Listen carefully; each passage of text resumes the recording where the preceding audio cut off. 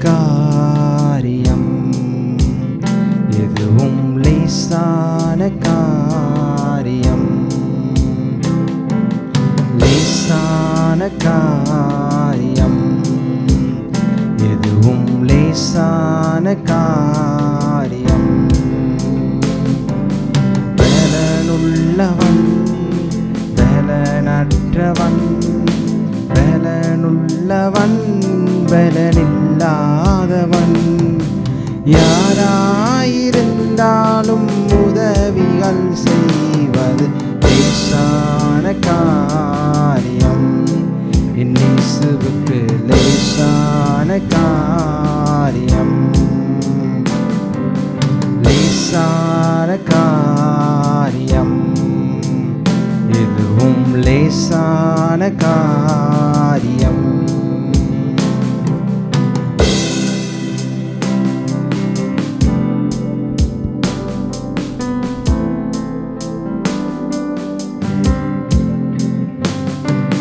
மண்ணை பிசைந்து மனிதனை படைப்பது லேசான காரியம், மண்ணை பிசைந்து மனிதனை படைப்பது லேசான காரியம். மண்ணான மனிதர்க்கு மண்ணாவை அளிப்பது லேசான காரியம், மண்ணான மனிதனுக்கு மண்ணாவை அளிப்பது லேசான காரியம். என் இயேசுவுக்கு லேசான காரியம், லேசான காரியம், எதுவும் லேசான காரியம்.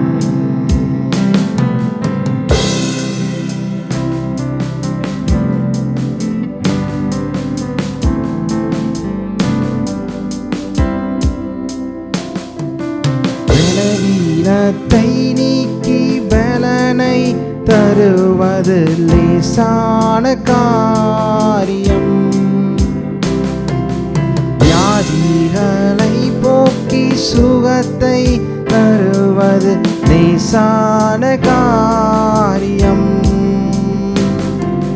பலவீனத்தை நீக்கி பலனை அளிப்பது லேசான காரியம், வியாதிகளை போக்கி சுகத்தை தருவது லேசான காரியம், மரணத்தை நீக்கியே ஜீவனை அளிப்பது லேசான காரியம், மரணத்தை நீக்கியே ஜீவனை அளிப்பது லேசான காரியம். என் இயேசுவுக்கு லேசான காரியம், லேசான காரியம், இதுவும் லேசான காரியம்.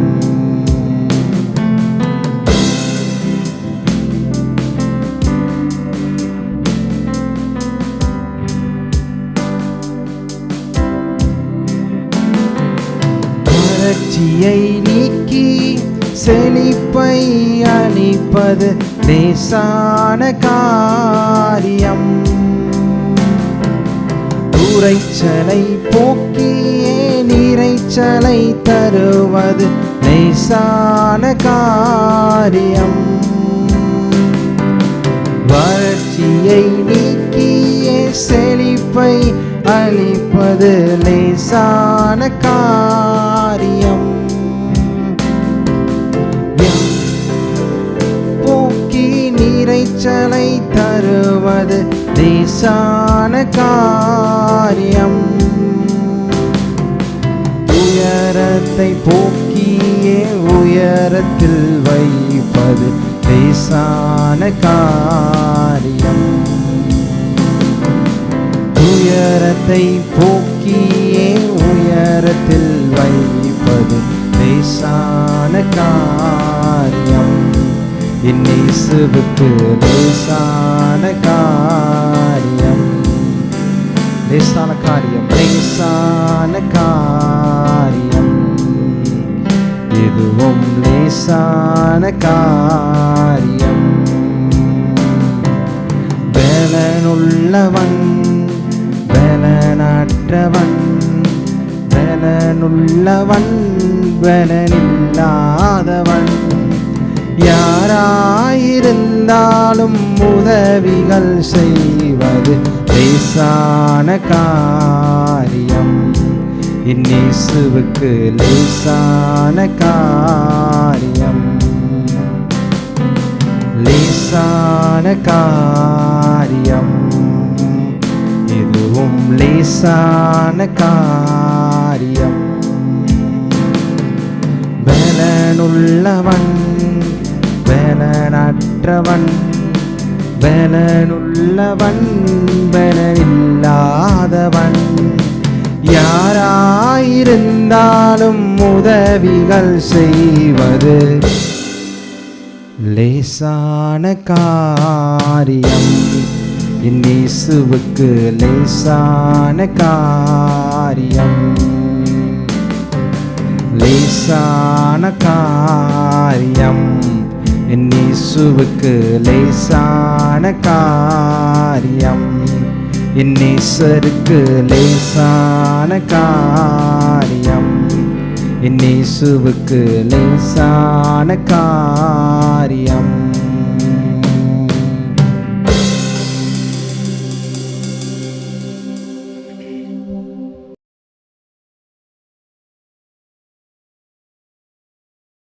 தேவன் தம்முடைய ஒரே பேரான குமாரனை விசுவாசிக்கிறவன் எவனோ அவன் கெட்டு போகாமல் நித்திய ஜீவனை அடையும்படிக்கு அவரை தந்தரளி இவ்வளவாய் தேவன் உலகத்தில் அன்பு கூர்ந்தார் என்று பார்க்கிறோம். ஆண்டவராய் இயேசு நாம் ஒவ்வொருவருக்காகவும் இந்த உலகத்தில் சிலுவையில் அடிக்கப்பட்டு இரத்தத்தை சிந்தி மரித்து உயிரோடு இருந்து ஆண்டவராய் இயேசு இன்னைக்கும் ஜீவிக்கிறார்.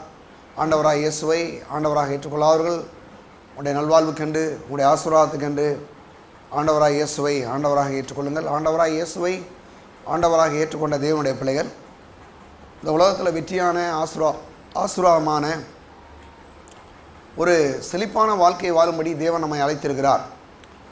இப்படிப்பட்ட செழிப்பான அற்புதமான இந்த ஆசீர்வாதமான ஒரு வாழ்க்கையை பெற்று வாழும்படி தான் தேவன் நம்ம மீது திட்டம் வைத்திருக்கிறார்.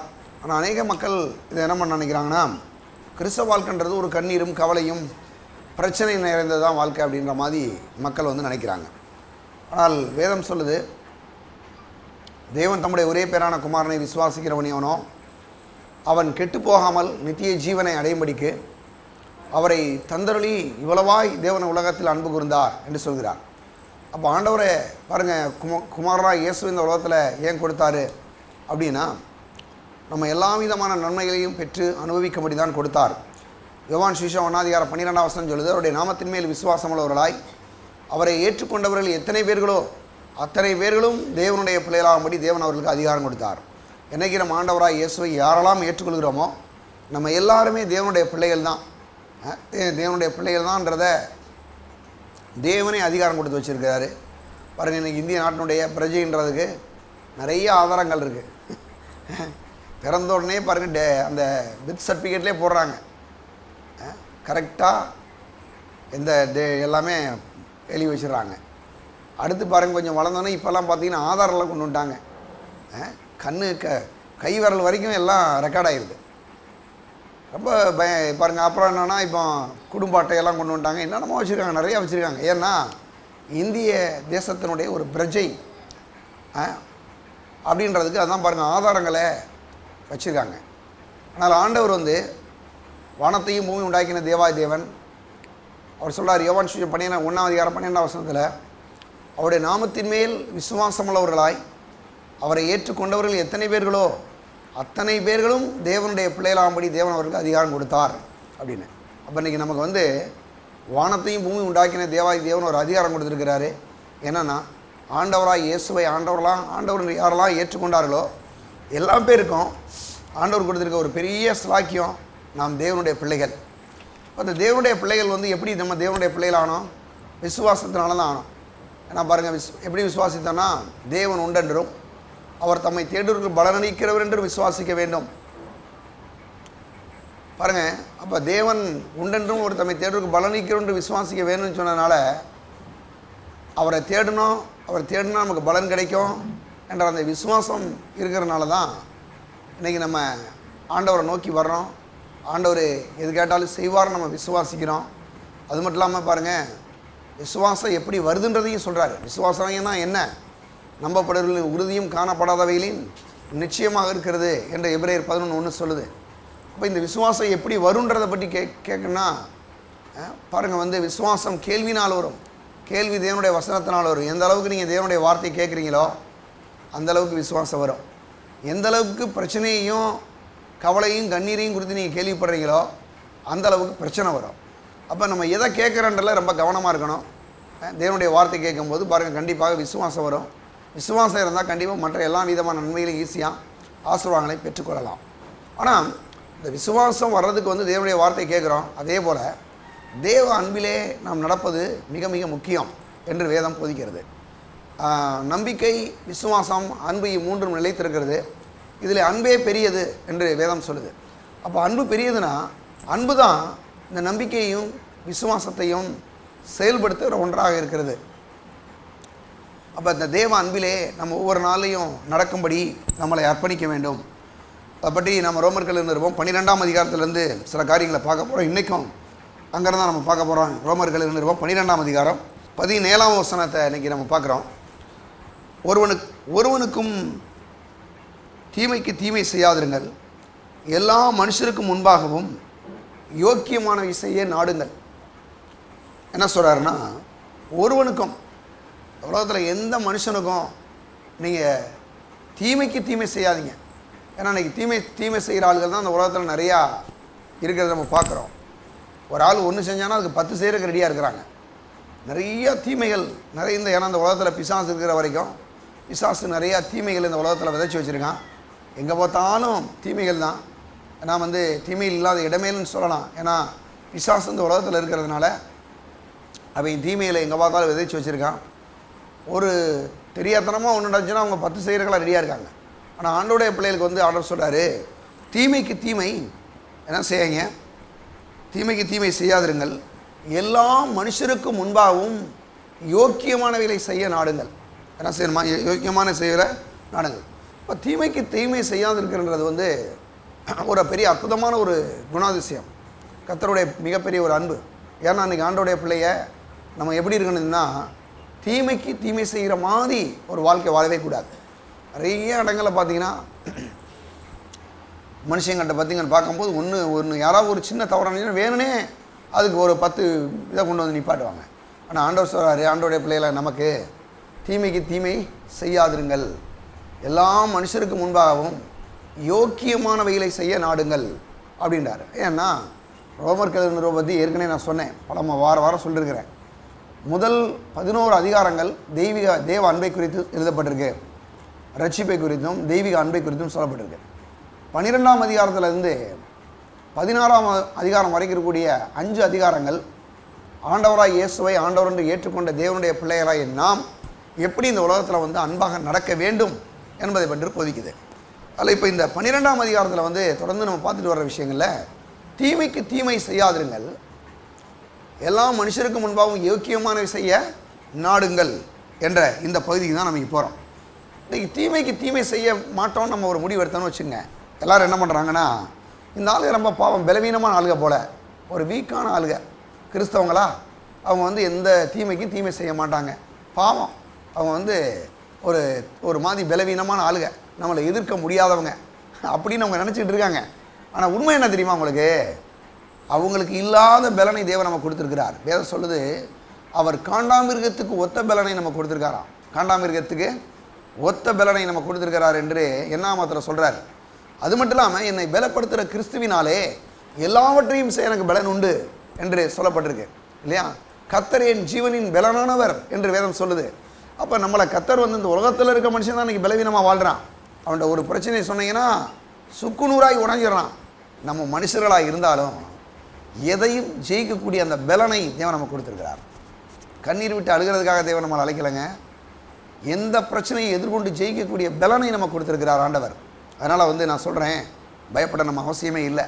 ஆனால் உலக மக்கள் என்ன நினைக்கிறாங்கன்னா, இவங்க இந்த கிறிஸ்தவங்கனாவே ரொம்ப பலவீனமானவங்க, நம்மளை எதிர்த்து பேச மாட்டாங்க. நீங்கள் கூட பாருங்கள், நீங்கள் வேலை செய்கிற இடங்களில், நீங்கள் குடியிருக்கிற ஊர்களில், இல்லை ஏதோ சில இடங்களில் செஞ்சு போக சொல்லுவாங்க, பாவங்க அவங்க கிறிஸ்தவங்க, அவங்க ஒன்றும் பேச மாட்டாங்க. நம்ம ஏன் பேச மாட்டோன்ற விஷயம் மட்டும் அவங்களுக்கு தெரிய மாட்டுது. ஏன் பேச மாட்டோன்னா, அவங்க தீமையான வார்த்தையை பேசும்போது நம்ம பதில் வார்த்தையை பேசுகிறது இல்லை. ஏன் பேசுகிறது இல்லைன்னா, நம்ம ஆண்டவர் சொல்கிறாரு நீங்கள் பேச வேணான்றாரு. அதுதான் முக்கியமே தவிர, இவங்களுக்காக பயந்துக்கிட்டு ஒன்று நம்ம பேசாமல் இருக்கிறதெல்லாம் கிடையாது. இவங்கெல்லாம் ரொம்ப பலவான்கள், ரொம்ப அப்படி பண்ணிடுவாங்க இப்படி பண்ணிடுவாங்க அப்படின்லாம் கிடையாது. அவங்களோட பலனை பலப்படுத்துகிற ஆண்டவராய் இயேசுவை நாம் ஆண்டவர் என்று கொண்டிருக்கிறோம் இல்லையா? மற்ற தெய்வம்லாம் அவங்களை சூழ்நிலையின் மத்தியில் பிரச்சனை கைவிட்டுட்டு போயிடும். ஆனால் நாம் ஆராதிக்கிற தேவன் எந்த சூழ்நிலையும் பிரச்சனை மத்தியில் நம்மளோடு இருந்து நமக்கு வெற்றியை கொடுக்குற தேவன் இருக்கிறார். அதனால் வந்து நான் நல்லா நீங்கள் கவனிக்கணும். ரொம்ப பேர் என்ன பண்ணுறாங்கன்னா, நீங்கள் வந்து தீமைக்கு தீமை செய்யலைன்னா அவங்க உங்களை பார்ப்பாங்க ஒரு மாதிரியா. பாருங்கள் எவ்வளவு தொல்லை கொடுக்குறாங்க, எவ்வளவு பிரச்சனை கொடுக்குறாங்க, இவங்க பாட்டுக்கு அமைதியாக போகிறாங்க. பாவம் அந்த கிறிஸ்தவங்களே அப்படித்தாங்க அப்படின்னு சொல்லுவாங்க. ஆனால் ஆண்டவர் சொல்கிறாரு, இது கிறிஸ்தவனுடைய வீக்னஸ் கிடையாது. நல்லா புரிஞ்சுக்கிட்டீங்களா? இது வந்து தீமைக்கு தீமை செய்யாது இருக்குன்றது வந்து கிறிஸ்தவனுடைய வீக்னஸ் இல்லைங்க. ஏன்னா கர்த்தர் சொல்லியிருக்கிறாரு, ஆண்டவர் சொல்லியிருக்கிறாரு, நீங்கள் தீமைக்கு தீமை செய்யாதிருங்கள், எல்லாம் மனுஷருக்கு முன்பாகவும் யோக்கியமான வேலை செய்ய நாடுங்கள்னு அவர் சொல்லியிருக்கிறதுனால நம்ம செய்ய மாட்டோம். நம்ம சார்பாக நின்று நம்மளை பலப்படுத்துறது மட்டும் இல்லை, நமக்கு அநீதி விளைவிக்கிறவங்களுக்கு அவர் என்ன மாதிரி செய்கிறாருன்றது இன்றைக்கி நான் பேச போகிறேன் இல்லையா? அதாவது இன்றைக்கி வந்து அநேகர் என்ன நினைக்கிறாங்கன்னா, இவங்களை செஞ்சால் எதுவுமே நடக்காது பாவம் அப்படின்ற மாதிரி இவங்க யோசிக்கிறாங்க. அப்படி இல்லை. தேவன் நம்முடைய சார்பாக நின்று நமக்காக அவர் யுத்தம் செய்யக்கூடிய தேவனாக இருக்கிறபடினால தான் நம்மளை சொல்கிறாரு, நீங்கள் தீமைக்கு தீமை செய்யாதிருங்கள் அப்படின்னு. சரி, அப்போ இந்த தீமைக்கு தீமை செய்யாதிருக்கிறது வந்து ஒரு வீக் கிடையாது. அது கர்த்தருடைய அன்பின் நிமித்தம் அதை நம்ம என்ன பண்ணுறோம், செய்கிறோம். சரி, எதுக்காக அன்பின் நிமித்தம் அப்படி செய்கிறோம் அப்படின்னா, எடுங்க ஆண்டவராக இயேசுவை குறித்து தான் முதல்ல அவர் தான் நம்முடைய மாதிரி. இப்போ நீங்கள் ஒரு காரியத்தை செய்கிறதுக்கு முன்னால் என்ன பண்ணுறோன்னா, யாராவது செஞ்சுருக்காங்களா, நல்லா வந்திருக்கா பாருங்கள். சில நேரங்களில் என்ன பண்ணுவாங்க, வீடு கட்டுறாங்கன்னு வச்சுங்க, என்ன பண்ணுவாங்க, ஏற்கனவே வீடு கட்டினவங்க கூட கொஞ்சம் விசாரிக்கிறாங்க, ஏன் அவங்க நல்லா கட்டியிருக்காங்க, இப்படி பண்ணியிருக்காங்க அப்படி பண்ணியிருக்காங்க, ஒரு மாதிரி கிடைக்குது, செய்ய நல்ல ஐடியாலாம் கிடைக்குது. அது மாதிரி நமக்கு ஒரு மாதிரி யாருன்னா ஆண்டவராக இயேசு தான் முதலாவது மாதிரி. எடுங்க 1 பேதுரு 2ஆம் அதிகாரம் 33வது வசனம். எல்லாரும், அவர் வையப்படும் போது பதில் வையாமலும் பாடுபடும் போது பயமுறுத்தாமலும் நியாயமாய் தீர்ப்பு செய்கிறவருக்கு தம்மை ஒப்புவித்தார். நல்லா கவனிங்களேன், என்ன சொல்கிறாரு, அவர் வையப்படும் போது பதில் வையாமலும். அவர் வந்து சிறுவையில் பாருங்க தொங்குறாரு, திங்கும் போது இவரை வந்து அநேகர் அந்த கல்லனே சொல்கிறான், ஏன் நீ உன்னையும் ரசித்து கொண்டு என்னையும் எங்களையும் ரசித்துலாமே அப்படின்லாம் சொல்கிறான். அந்த ரோம போர்ச்சவர்கள் வந்து சொல்கிறான், நீர் வந்து ஞானியாமே, நீர்லாம் வந்து எல்லாம் சொல்லுவீங்களாமே. அவரை வந்து அடிக்கிறான், கோலை வச்சு திட்டுறான். ஆனால் ஆண்டவராய் இயேசு பதிலுக்கு எதுவுமே பேசவே இல்லை. அவர் வையப்படும்போது என்னதான் பதில் வையாமலும் எதிர்த்து பேசவே இல்லையா. நமக்கெல்லாம் பாருங்கள் ரொம்ப ஒரு மாதிரி, சிலலாம் பாருங்கள் பயங்கரமாக என்னென்னமோ பேசுகிறான், நம்ம பதிலுக்கு பேசணுன்ற மாதிரி சில நேரங்களில் கோபம்லாம் வருது. ஆனால் நாம் பதில் வையக்கூடாது என்று வேதம் சொல்லுகிறது. அங்கே பாருங்கள், பதில் வையாமலும் பாடுபடும் போது பயமுறுத்தாமலும். இயேசு சிலுவையில் கொண்டு போய் அடிக்கிறாங்க, சிலுவையில் அடிக்கிறாங்க, ரத்தம் சிந்தப்படுது. அந்த வேலையிலே அவர் என்ன பண்ணலையா, இங்கே பாரு இப்படியெல்லாம் நீ அடிக்கிறீங்கள, உன்னை ஒரு நிமிஷத்தில் அழிச்சு போட்டுருவேன் அப்படின்னு எந்த ஒரு பயமுறுத்தலையும் அவர் செய்யலாம். பாருங்கள், நிறைய நேரங்களில் பாருங்கள் மக்கள் பயமுறுத்துவாங்க, நீ அப்படி ஆயிடுவா இப்படி ஆயிடுவா அதாயிடுவா இதாயிடுவா அப்படின்லாம் பேசுகிறாங்க பாருங்கள். ஆனால் ஆண்டவர் சொல்கிறாரு, அவர்கள் பாடுபடுத்தும் போது அவர்கள் என்ன பண்ணலையா, பயமுறுத்தலையா. அடுத்து பாருங்கள், அடுத்து சொல்கிறாரு, நியாயமாய் தீர்ப்பு செய்கிறவருக்கு தம்மை ஒப்புவித்தார். நியாயமாய் தீர்ப்பு செய்கிறவர் இருக்கிறார், யார், பிதாவாகிய தேவன், அவருக்கு தம்மை ஒப்பு கொடுத்தாராம். ஒரு நாள் ஆண்டவருடைய வருகையிலே சரியான ஒரு தீர்ப்பு கிடைக்கும், ஒரு நியாய தீர்ப்பு கிடைக்கும், எல்லாத்தையும் அவருடைய கையில் நான் ஒப்பு கொடுக்குறேன் அப்படின்னு சொல்லி ஆண்டவராக இயேசு என்ன பண்ணாராங்க, ஒப்பு கொடுத்தார். இன்றைக்கி நாமும் கூட தீமைக்கு தீமை செய்யாமல் இப்படிப்பட்ட விஷயங்களை ஆண்டவருடைய கையில் வந்து ஒப்பு கொடுத்துட்றோம். ஆண்டவரே நீங்கள் பார்த்துக்குங்க, நீங்கள் இதுக்கு நீதி செய்யுங்க, இதுக்கு தீர்ப்பு செய்யுங்க ஆண்டவரே என்று நாம் என்ன பண்ணணுமா, அந்த காரியங்களை செய்ய வேண்டும். அது மட்டும் இல்லாமல் அதை ஆண்டவருடைய சமூகத்தில் ஒப்புவிக்க வேண்டும். அது மட்டும் இல்லாமல் தீமைக்கு தீமை செய்வது என்பது ஒரு வீரம் அல்ல. அநேகர் என்ன பண்ணுறாங்கன்னா, இவர் இதை பண்ணிட்டாரா, நான் பதிலுக்கு அதை பண்ணுறேன், ஏன்னா நான் வீரன் காமிக்கணும்ல. ஆனால் நீங்கள் நல்லா கவனிச்சிங்கன்னா, தேவ அன்பிலே நடந்து கொண்டு நல்லா யோசித்து நிதானமாய் முடிவெடுக்கிறது தான் வீரம். சிலலாம் பாருங்கள் முட்டாள்தனமாக முடிவெடுக்கிறது. ஏதாவது ஒருத்தர் பிரச்சனை கொடுத்தானா உடனே இவங்க என்ன தான் அவன் ஒன்றை செய்யணும், பதிலுக்கு இவங்க ஒன்றை செய்ய வேண்டியதான். இதை பண்ணால் அவங்க அதுக்கு பதில் செய்ய வேண்டியதான். கடைசி என்ன பண்ணுறது பாருங்கள், குழப்பத்தில் போய் தீர்மானம் எடுக்கிறது.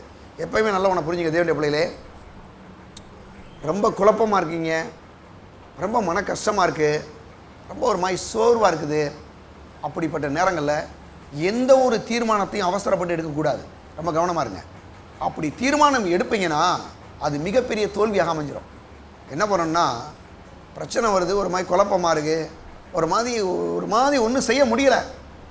ஒரு பிரசங்கியார் சொல்கிறார், முடிஞ்சால் நல்லா தூங்குன்றாரு. இப்படியே சொல்கிறார். ஒரு பிரசங்கியார் சொல்கிறாரு, நிறைய பிரச்சனை இருக்குது, தாங்க முடியல, கஷ்டமாக இருக்குது, ஜெபம் பண்ண கூட போக முடியல, ஒரு மாதிரி மனசெல்லாம் சோர்வாக இருக்கிற மாதிரி தெரியுது. அப்படி சில நேரங்களில் உங்களுக்கு ஏற்படலாம்.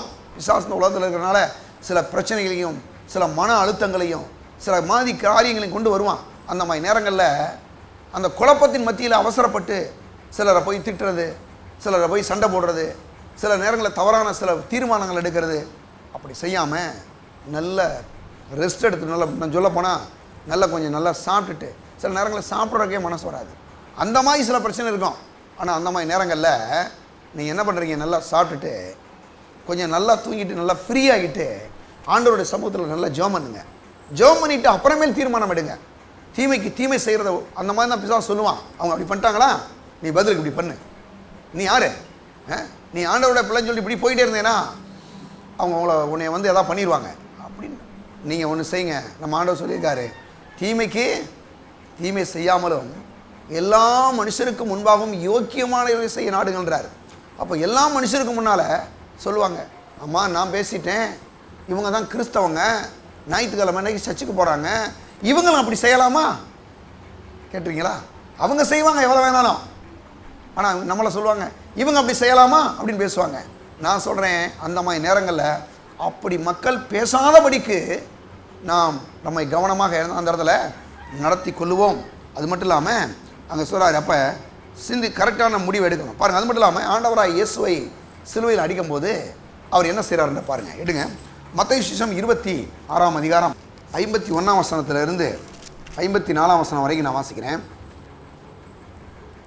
அப்பொழுது இயேசுவோடு இருந்தவர்களில் ஒருவன் கை நீட்டி தன் பட்டயத்தை உருவி பிரதான ஆசாரியனுடைய வேலைக்காரனை காதார வெட்டினான். நல்லா பார்த்தீங்களா? ஆண்டவர் கூட இருந்த இந்த பேதுரு இருக்கிறாரு, இருந்தாலும் கொஞ்சம் கோபம் என்ன பண்ணா, கத்தி எடுத்து ஆண்டவராக இயேசுவை கைதி பண்ணி வந்தவனை ஒரே வெட்டினா பாருங்கள், தலைக்கு தான் குறி வச்சான்.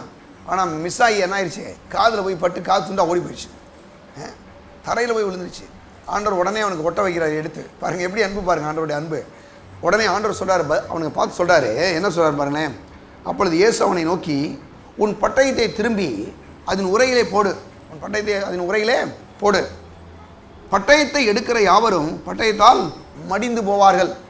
ஒரு மனுஷனை அழிக்கிறதுக்காக, அவனை ஏதோ ஒன்று பண்ணுறதுக்காக கத்தியை எடுக்கிறான், பட்டயத்தை எடுக்கிறான்னா அந்த பட்டயத்தினால தான் அவனுக்கு ஒரு நாள் அவனுக்கு மரணம் ஏற்படும் என்று பாருங்கள் வேதத்தில் ஆண்டவரே சொல்கிறார். அப்படி சொல்லும்போது சொல்கிறார், அடுத்து, நான் இப்பொழுது என் பிதாவை வேண்டிக் கொண்டால் அவர் 12 லேகியோனுக்கு அதிகமான தூதரை என்னிடத்தில் அனுப்ப மாட்டார் என்று நினைக்கிறாயா? நீ கத்தி எடுத்தவனை பூரா வெட்டி போடுறவனால முடியுமா? ஒரு ரோம படையே வந்திருக்கு, அவ்வளோ பேர் வந்திருக்கான் கைது பண்ணுறாங்க. கத்தி எடுத்து வெட்டுறனால அவன் பயப்படுவானா? அவன் பதில் கத்தி எடுப்பான். நீ கொஞ்சம் கவனி, நான் ஒரே ஒரு ஜெபம் பண்ணேன்னா 12 லேகியோனுக்கு அதிகமான தூதர்களை இங்கே என் பிதா அனுப்பிச்சிடுவார். 12 லேகியோன் எவ்வளோ தெரியுமா உங்களுக்கு? ஒரு லேகியோன், இங்கிலீஷில் லீஜியோன்றாங்கல்ல, அந்த லேகியோன்ற ஒரு பதத்துக்கு 6000ன்னு அர்த்தம். அப்போ 12 லேகியோன்னா 72,000 தூதர்களுக்கு மேலே, அவ்வளோ பேரை நான் ஒரு ஜெபம்னா வந்துடுவாங்க. 72,000 தூதருக்கு மேலே வந்துடுவாங்க.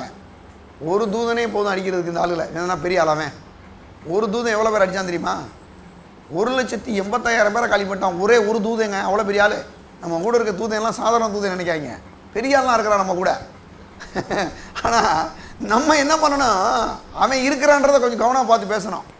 எப்போதுமே நம்ம தீமைக்கு தீமையை பேசாமல், தீமைக்கு தீமையை செயல்படுத்தாமல் இருக்கிறதுக்கு என்ன பண்ணால், ஆண்டவர் இருக்கார், பிதாவாகி தேவன் இருக்கார், குமாரனா இயேசு இருக்கார், தூதர்கள் எப்போதுமே 2 பேர் இருக்கிறாங்க. அதுதான் பாருங்கள், ஒரு முறை ஒரு ஆண்டவருடைய பிள்ளை ரசிக்கப்பட்டவங்க, பக்கத்து வீட்டுக்காரங்க உங்களுக்கு ஏதோ சின்ன பிரச்சனை நடந்துகிட்டே இருந்திருக்கு. என்ன பண்ணாங்களாம் பாருங்கள், அந்த அம்மா ரசிக்கப்படணும் தான் உங்களுக்கு தெரியல, கண்முக்தனமாக பேசுகிறது நோக்கத்துக்கு பேசுவான், நடத்தையே பேசுவான், பேசிகிட்டு இருந்திருக்கு பாருங்கள். பேசுகிறது வரைக்கும் இருந்தாலும் பொறுமையாக இருந்து பார்த்துருக்கிறாரு. பார்த்தவர் கடைசி ஒரே ஒரு வார்த்தை சொன்னாராம். ஒரே ஒரு வார்த்தை அந்த சொன்னானா, நீ ஒரு கிறிஸ்தவன், நான் தான் பேசுகிறேன். அவன் என்ன ஒத்துக்கிறான்னா, நானே பேயை கும்பிட்றவன், நான் பேசுகிறேன். அவன் அப்படி தான் சொல்கிறான். நீ யார்? ஜீவனுள்ள தேவன் இயேசுவை கும்பிட்றாள், நீ பேசலாமாயா? கேட்டுறீங்களா? நீ யாரியா? ஞாயிற்றுக்கிழமை போறியா இயேசுட்ட, நீ இப்படி பேசலாமா அப்படின்னு கேட்பான். ஆண்டவரும் பாருங்கள் அதை தான் எதிர்பார்க்கிறாரு. அப்போ உடனே ஆண்டவர் வந்து பாருங்கள், அந்த அந்த அந்த விசுவாசிட்ட வந்து கேட்டாராம், ஆண்டவரே, அவர் கேட்டாராம், ஆண்டவரே, நான் எவ்வளோ நாளைக்கு தான் அமைதியாக போகிறது, இவன் இப்படி பேசிகிட்டே அலைகிறான், இவன் என்ன தான் பண்ணுறது? ஆண்டவர் சொன்னாராம், இங்கே பாரு, உன் கூட 2 தேவதூதன் நின்னா, நீ பேசாத வரைக்கும் உன் பக்கத்தில் நின்று அவன் எதாவது பண்ணலான்னு ரெடியாக இருந்தான், நீ எப்போ பேசுன அவன் 2 ஓடி போயிட்டான் அப்படின்னாராம். அப்படின்னா என்னதுன்னா, நம்ம பேசாத வரைக்கும் அந்த தேவதூதன் 2 பேர் நிற்கிறான் பக்கத்துலேயே, அவனை ஏதாவது பண்ணலாமான்னு அவன் பிளான் பண்ணிகிட்டு இருக்கிறான். ஆனால் நம்ம வாயை திறந்தோன்னா என்ன பண்ணிடுறான், நம்ம போய் எங்கே போய் என்ன பண்ணுறோம், யுத்தம் பண்ண ஆரம்பிச்சிடான். ஆண்டவருடைய கையில் விட்டுறணும். ஆண்டவர் தான் சொல்கிறாரு, என் பிதாட்டம் நான் ஜெபம் பண்ணேன்னா 72,000க்கும் மேற்பட்ட தூதர்கள் அனுப்பிச்சிடுவார், ஒரு தூதனே போதும் இவன் அழிக்கிறதுக்கு. ஆனால் ஏன் இதை நான் செய்கிறேன் தெரியுமா? அடுத்த வசனம் பாருங்கள், 54வது வசனம். அப்படி செய்வேனே ஆனால் இவ்விதமாய் சம்பவிக்க வேண்டும் என்கிற வேத வாக்கியங்களை எப்படி நிறைவேறும்? நான் சிலுவையில் அடிக்கப்பட்டால் தான் இந்த முழு மனுக்குலத்துக்கு மீட்பு உண்டாகிற கடவுளுடைய சித்தம் இருக்கு இல்லையா? ஏசாயா 53ஆம் அதிகாரம் முழுவதும் எழுதப்பட்டிருக்கு, சங்கீதம் 22ஆம் அதிகாரத்தில் எழுதப்பட்டிருக்கு, ஆதியாகமம் 3:15 எழுதப்பட்டிருக்கு. இப்படி பல இடங்களில் ஆண்டவராய் இயேசுடைய சிலுவை மரணத்தை குறித்து எழுதப்பட்டிருக்கு, பழைய ஏற்பாடு முழுவதுலையும். அப்படின்னா அவர் சொன்ன அந்த வாக்கு தத்தங்கள், அவர் சொன்ன தீர்க்க தரிசனங்கள் நிறைவேறும்படியாகவே தன்னை என்ன பண்ணார், ஆண்டவராய் இயேசு ஒப்பு கொடுத்தார். அப்போ இன்றைக்கும் கூட தேவனுடைய பிள்ளையிலே நாமும் கூட ஆண்டவராய் இயேசு நம்முடைய முன் மாதிரியாக இருக்கிறார். பாருங்க, இன்னொரு வசனத்துக்கு கூட போகலாம். 1 கொரிந்தியர் எடுங்க, 1 கொரிந்தியர் 2ஆம் அதிகாரம் 7ஆம் வசனத்தையும் 8ஆம் வசனத்தையும் நான் வாசிக்கிறேன். உலகத் தோற்றத்திற்கு முன்னே தேவன் நம்முடைய மைமைக்காக ஏற்படுத்தினதும் மறைக்கப்பட்டதுமாக இருந்த ரகசியமான தேவ ஞானத்தை பேசுகிறோம். அதை பிரபஞ்சத்து பிரபுக்களில் ஒருவனும் அறியவில்லை, அறிந்தார்களானால் மைமையின் கர்த்தரை அவர்கள் சிலுவையில் அறைய மாட்டார்களே. நல்லா கவனிங்க, சிலுவையில் அடிக்க போகிற விஷயம் இந்த உலகத்தில் இருக்கக்கூடிய எந்த மனுஷனுக்கும் புரியலையா, பிசாசுகளுக்கும் புரியலையா. அப்படி புரிஞ்சுதுன்னு சொன்னால் சிலுவையில் ஆண்டவராக இயேசு அடிக்கப்பட தடை செஞ்சுருக்குமா? ஏன்னா இயேசு சிலுவைக்கு போனார்னா அங்கே தான் என்ன நடக்கும், மக்களுக்கு மீட்பு உண்டாகும் என்பதை பிசாசுக்கு வந்து ஒன்றும் புரியலை. ஆனால் ஆண்டவர் என்ன பண்ணார், அதை ஒரு மறைமுகமாக வச்சுருந்த வேலையை செய்து முடித்து விட்டார். ஆண்டவரே சொல்கிறாரு, இங்கே பவுல் சொல்கிறாரு, அது மறைக்கப்பட்டிருந்தது. அப்போ ஏன் என்ன பாருங்கள், ஆண்டவராக சிலுவையில் தொங்கும்போது கூட பதிலுக்கு ஒரு வார்த்தை கூட அவர் என்ன பண்ணலங்க, பேசலை. அது மட்டும் இல்லாமல் பாருங்கள், நாம் எப்படி இந்த நாட்களில் நாம் எப்படி இந்த உலகத்தில் வந்து தீமைக்கு தீமை செய்யாமல் இருக்கலாம் அப்படின்ற ஒரு பெரிய ஆதாரத்துக்கு நீங்கள் போகிறோம். எல்லாரும் பழைய ஏற்பாட்டில் ரொம்ப ஒரு அருமையான ஒரு நபர் இருக்கார், உங்களுக்கு தெரியும் யாருன்னா, அவர் தான் தாவீது ஒரு அருமையான மனுஷன். அவரை பற்றி வேதம் சொல்லுது, தாவீது என் இருதயத்துக்கு ஏற்றவன். ஏன் வந்து அப்படி ஏற்றவன் என்று ஆண்டவரே சொல்கிறாருன்றான். அவர்கிட்ட இருக்கக்கூடிய நல்ல குணாதிசயங்கள், சாதாரண ஒன்றும் படிக்காதாரு, ஸ்கூலுக்கெல்லாம் போல, ஒரு சாதாரண ஆட்டு மேய்ப்பன். ஆனால் அவருக்கு இருந்த நல்ல குணாதிசயத்தை நீங்கள் பார்த்தீங்கன்னா ஒரு பெரிய ராஜாவுக்கே இல்லை அந்த மாதிரி குணாதிசயம். அந்த மாதிரி ஒரு ஆள், அவரை பற்றி அன்றைக்கி நம்ம பார்க்க போகிறோம். எப்படி தீமைக்கு தீமை செய்யாமல் தீமைக்கு எப்படி ஒரு மனுஷன் நன்மை செய்ய முடியும் என்பதை குறித்து வேதம் ரொம்ப தெளிவாக அந்த அதிகாரத்தில் போதிக்கிற பார்க்க முடியும். எடுங்க 1 சாமுவேல் எடுங்க எல்லாரும், 24வது அதிகாரம். 1 சாமுவேல் 24வது அதிகாரத்தை எல்லாரும் எடுத்துக்கொள்ளுங்க. 1ஆம் வசனத்திலிருந்து முதல் 7 வசனம் முதல்ல வாசிக்கிறேன். சவுல் பெலிஸ்தீரை பின்தொடர்ந்து திரும்ப வந்தபோது, இதோ தாவீது என்கேதியின் வனாந்தரத்தில் இருக்கிறான் என்று அவனுக்கு அறிவிக்கப்பட்டது. அப்பொழுது சவுல் இஸ்ரவேல் அனைத்திலும் தெரிந்து கொள்ளப்பட்ட 3000 பேரை கூட்டிக் கொண்டு தாவீதையும் அவன் மனுஷரையும் வரையாடுகள் உள்ள கண்மலையின் மேலே தேடப்போனான். வழியோரத்தில் இருக்கிற ஆட்டுத் தொழுவங்களிடத்திலே அவன் வந்தபோது அங்கே ஒரு கெவி இருந்தது. அதிலே சவுல் மலஜலம் ஜலத்திற்கு போனான். தாவீதும் அவன் மனுஷரும் அந்த கெபியின் பக்கங்களிலே உட்கார்ந்திருந்தார்கள். அப்பொழுது தாவீதின் மனுஷர் அவனை நோக்கி, இதோ நான் உன் சத்ருவை உன் கையிலே ஒப்பு கொடுப்பேன், உன் பார்வைக்கு நலமானபடி அவனுக்கு செய்வாயாக என்று கர்த்தர் உன்னோட சொன்ன நாள் இதுதானே என்றார்கள். தாவீது எழுந்து போய் சவுலுடைய சால்வையின் தொங்கலை மெல்ல அறுத்து கொண்டான். தாவீது சவுலின் சால்வையை தொங்கலை அறுத்து கொண்டது நிமித்தம் அவன் மனது அடித்து கொண்டிருந்தது. அவன் தன் மனுஷரை பார்த்து, கர்த்தர் அபிஷேகம் பண்ணின என் ஆண்டவன் மேல் என் கையை போடும்படியான இப்படிப்பட்ட காரியத்தை நான் செய்யாதபடிக்கு கர்த்தர் என்னை காப்பாராக, அவர் கர்த்தரால் அபிஷேகம் பண்ணப்பட்டவர் என்று சொல்லி தன் மனுஷரை சவுலின் மேல் எலும்ப ஒட்டாமல் இவ்வார்த்தையினாலே அவர்களை தடை பண்ணினான். சவுல் எழுந்திருந்து கெபியை விட்டு வழியே நடந்து போனான். நல்ல கவனிங்க, இந்த இடத்துல என்ன சம்பவம்ன்றத உங்களுக்கு சொல்கிறேன். அதாவது இஸ்ரவேலின் ராஜா, முதல் ராஜா யாருன்னா சவுல். இந்த ராஜா வந்து பாருங்கள், நல்லா தான் ஆட்சி பண்ணிட்டு இருந்தான். திடீர்னு அவனுக்கு என்ன பிரச்சனை ஆயிடுச்சுன்னா, அங்கே தேவனுக்கு விரோதமாகவும் தேவனால் அழைக்கப்பட்ட ஊழியக்காரராகிய சாமுவேலுக்கு விரோதமாகவும் ஒரு தவறு செய்கிறான். என்ன தவறு செய்கிறாங்க அப்படின்னா, சாமுவேல் போய் ஆண்டவருக்கு ஆராதனை செய்ய வேண்டிய அந்த இடத்த போய் சவுல் போய் எடுத்துக்கிறான். சவுல் வந்து ஒரு ராஜாவாக இருந்தாலும் கூட ஒரு தீர்க்கதரிசிய வேலையை வந்து அவன் செய்யக்கூடாது, அவனுக்கு அந்த தகுதி கிடையாது. அப்போ உடனே என்ன பண்ணுறாரு, ஆண்டவர் என்ன செய்கிறாருன்னா, சவுலை வந்து சொல்கிறாரு, இனிமேல் நீ வந்து ராஜ்யபாரம் உன்னை விட்டு போயிடும், இனிமேல் ராஜாவாக மாட்டேன், உன் சந்ததியில் யார் ராஜா வர்றதுக்கு வழி இல்லை. ஏன்னா நான் சொன்ன எந்த இதுக்கு நீ வந்து என்ன பண்ணல, உன்னை தாழ்த்திக்கிறல, எனக்கு முன்னாலேயும் என்னுடைய ஊழியக்காரனாக சாமுவேலுக்கு முன்னாலேயும் உன்னை என்ன பண்ணல, நீ வந்து தாழ்த்தாமல் எல்லா இதையும் நீ பண்ணிட்ட, தப்பு பண்ணிட்ட நீ அந்த இடத்துல. அதனால் ராஜ்யபாரம் உன்னை விட்டு போயிடுச்சு, இனிமேல் உனக்கு அந்த ஆசீர்வாதம் இல்லை அப்படின்னு சொல்லிட்டார். அப்போ ராஜ்யபாரம் இவனை விட்டு போனுச்சுன்னா இவனுக்கு பதிலாக இன்னொரு ராஜா வேணும். ஏன்னா ஒரு ஆள் உயிரோடு இருக்கும்போது இன்னொரு ராஜா நீங்கள் வந்து கொண்டு வர முடியாது, அப்படி முடியாத ஒரு விஷயம் அது. அதனால் என்ன நடக்குது அப்படின்னா, கர்த்தர் சாமுவேல் தீர்க்கதரிசிட்ட பேசுகிறார், நீ போய் அதாவது ஈசாயுடைய வீட்டுக்கு போ, அங்கே போனீங்கன்னா அங்கே அவனுடைய பிள்ளைகளை ஒருத்தர் நான் வந்து தெரிஞ்சிருக்கிறேன், நீ போன்னு சொல்லி அனுப்பிச்சிட்டார். போனால் அங்கே போய் தாவீதை வந்து ராஜாவாக அந்த கொம்பின் பாருங்கள் தைலத்தை வச்சு அபிஷேகம் பண்ணுறார் சாமுவேல் தீர்க்கதரிசி. இது யாருக்குமே தெரியாத நடக்கிற விஷயம் நடந்துச்சு. நடந்த பிறகு என்னாச்சுன்னா, இஸ்ரவேலில் ஒரு பெரிய பயங்கரமான ஒரு பெரிய யுத்தம். என்னென்னா, இஸ்ரவேல் ஜனங்களுக்கும் பெலிஸ்தியர்களுக்கும் இடையில் ஒரு பெரிய பிரச்சனை. 2 பேரும் யுத்தம் பண்ண போகிறாங்க. அந்த நேரத்தில் வந்து அங்கே கோலியாத்துன்னு ஒரு ஆள் வர்றான், பெரிய ஒரு ஆள், 9 அடி உயரமான ஆள், வந்து இஸ்ரவேல் ஜனங்களை ஜெயிக்கலாம்னு பெரிய இதெல்லாம் பண்ணுறான். அந்த விஷயம் உங்களுக்கு நல்லாவே தெரியும். அந்த நேரத்தில் தாவீது போகிறான். தாவீது போய் அந்த கோலியாத்தை ஜெயிச்சு இஸ்ரவேலர்களுக்கு ஒரு பெரிய மீட்பை உண்டாக்கணும்னு இஸ்ரவேல் ஜனங்கள் என்ன பண்ணுறாங்கன்னா, சவுல் கொன்றது 1000, தாவீது கொன்றது 10000 அப்படின்னு சொல்லி தாவீதை ரொம்ப புகழ்த்தி பேசுகிறாங்க.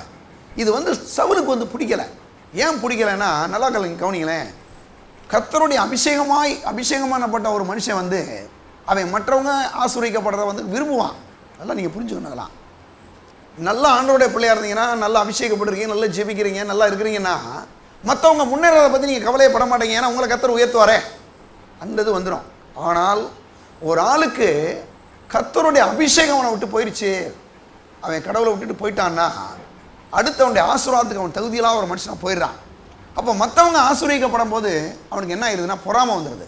அப்போ பொறாமையின் ஒரு ஆவி அவனுக்குள்ள உள்ளே போய் எப்படியாவது இந்த தாவீதை வந்து கொண்டு போட்டுறணும் அப்படின்னு ஒரு பிளான் பண்ணுறான். தாவீது யார் தெரியுமா அப்படின்னா, சவுலுடைய மருமையை வேற, அவனுடைய மூத்த மகளை வந்து கல்யாணம் முடிச்சிருக்கான். அப்படி இருந்தும் கூட அவனை எப்படியாவது கொண்டு போட்டுறணும் அப்படின்னு ரொம்ப வெறித்தனமாக அலைகிறான் இந்த சவுல். இப்படி அலைஞ்சிட்டு இருக்கும்போது அங்கே ஒரு முறை அவனுடைய மகள்கிட்ட சொல்கிறான். என்ன சொல்கிறான்னா, நீ வீட்டில் வந்து அவனை படுக்க வச்சிரு, நான் ஆள்களை விட்டு அவனை கொலை பண்ணி போட்டுறேன் அப்படின்னு சொல்லி சொல்கிறான். உடனே ஆனாலும் இந்த அம்மா கொஞ்சம் நல்ல மீகால், அந்த அம்மா சொல்லுது, அதெல்லாம் நான் பண்ண முடியலன்னு சொல்லாமல் இந்த தாவீதை ஜன்னல் வழியாக ஆளை வெளியே போக சொல்லிடு போயிடுறாரு. அங்கே தப்பி ஓடி போய் ஒரு பெரிய இந்த மாதிரி காடு என்கேதின்ற ஒரு பெரிய வனாந்திரம், அந்த வனாந்திரத்துக்கு ஓடி போயிடார். அங்கே போனேன், அங்கே யார் இருக்கா அப்படின்னா, இந்த சவுலுக்கு விரோதமான 600 பேர் இருக்காங்க, ஒரு பெரும் கூட்டம் இருக்கான். அவன் யாருன்னா, இந்த ராஜாவுக்கு விரோதமாக இவன் இந்த ஆள் மூலமாக ஏற்பட்ட என்னமோ பிரச்சனை அவனுக்கு, அவன் அங்கே ஓடி போய் அங்கே இருக்கிறான். இவன் இந்த தாவீது அங்கே போனோன்னு என்ன ஆகிட்டான், தாவீது நீங்கள் தான் எங்கள் தலைவர்ட்டான், அவன் நீங்கள் தான் எங்கள் தலைவர், ஏன்னா நீங்கள் ஒரு தப்பும் செய்யலை, உங்களை போய் அவர் பாவம் துரத்தி வெட்ட வரேன்றாரு, அடிக்க வரேன்றாரு. ஒரு முறை தாவீதை ஈட்டியோட குத்து, அப்படியே செவத்தோட குத்தெல்லாம் பார்க்குறான். இந்த மாதிரிலாம் நடக்குது. ஆனாலும் இதெல்லாம் தப்பிச்சவன் என்ன பண்ணுறான், ஓடி வந்துடுறான். எந்த ஒரு தீமையும் அவனுக்கு செய்யலை. சவுலுக்கு வந்து தாவீது எதுவும் செய்யலை. ஆனால் எந்த தீமையும் செய்யாத இந்த தாவீதை கொன்று போடுறதுக்கு அவ்வளவு வெறித்தனமாக அலைகிறான் இந்த சவுல். அலைஞ்ச உடனே கடைசி இவன் வந்து என்ன பண்ணுறான், 3000 பேரை கூட்டிகிட்டு போகிறான். 3000 யுத்த வீரர்கள், போர் வீரர்களை கூட்டிகிட்டு போகிறான். எதுக்குங்க? தாவீதை கொல்றதுக்கு. ஒரே ஒரு தாவீதை கொல்றதுக்கு 3000 பேரை கூட்டு போகிறான். ஏன்னா கடவுள் சப்போர்ட் இல்லைன்னா எத்தனை மனுஷன் இருந்தாலும் சப்போர்ட் பண்ண மாட்டான். புரியுதா உங்களுக்கு? கடவுளுடைய உதவி இல்லைன்னா 1000 பேருடைய உதவியை நீங்கள் யாராவது தேடினீங்கன்னா கூட ஒரு பையன் உதவி செய்ய மாட்டான். ஆனால் கர்த்தர் மட்டும் சப்போர்ட் பண்ணாருன்னா எவன் சப்போர்ட்டுமே தேவையில்லை, அவர் மட்டும் போதும் இல்லையா? அப்போ உடனே இந்த 3000 பேரை கூட்டு போகிறான். கூட்டு போய் அவனை பிடிக்கிறதுக்காக போகிறான். போகிற வழி வந்து ஒரு மாதிரி வனாந்தரமான அந்த ஏரியா தான். போகும்போது ராஜாவுக்கு திடீர்னு என்ன பண்ணணும், ஒரு பாத்ரூம் போகணுன்ற மாதிரி ஒரு ஃபீல் அவனுக்கு.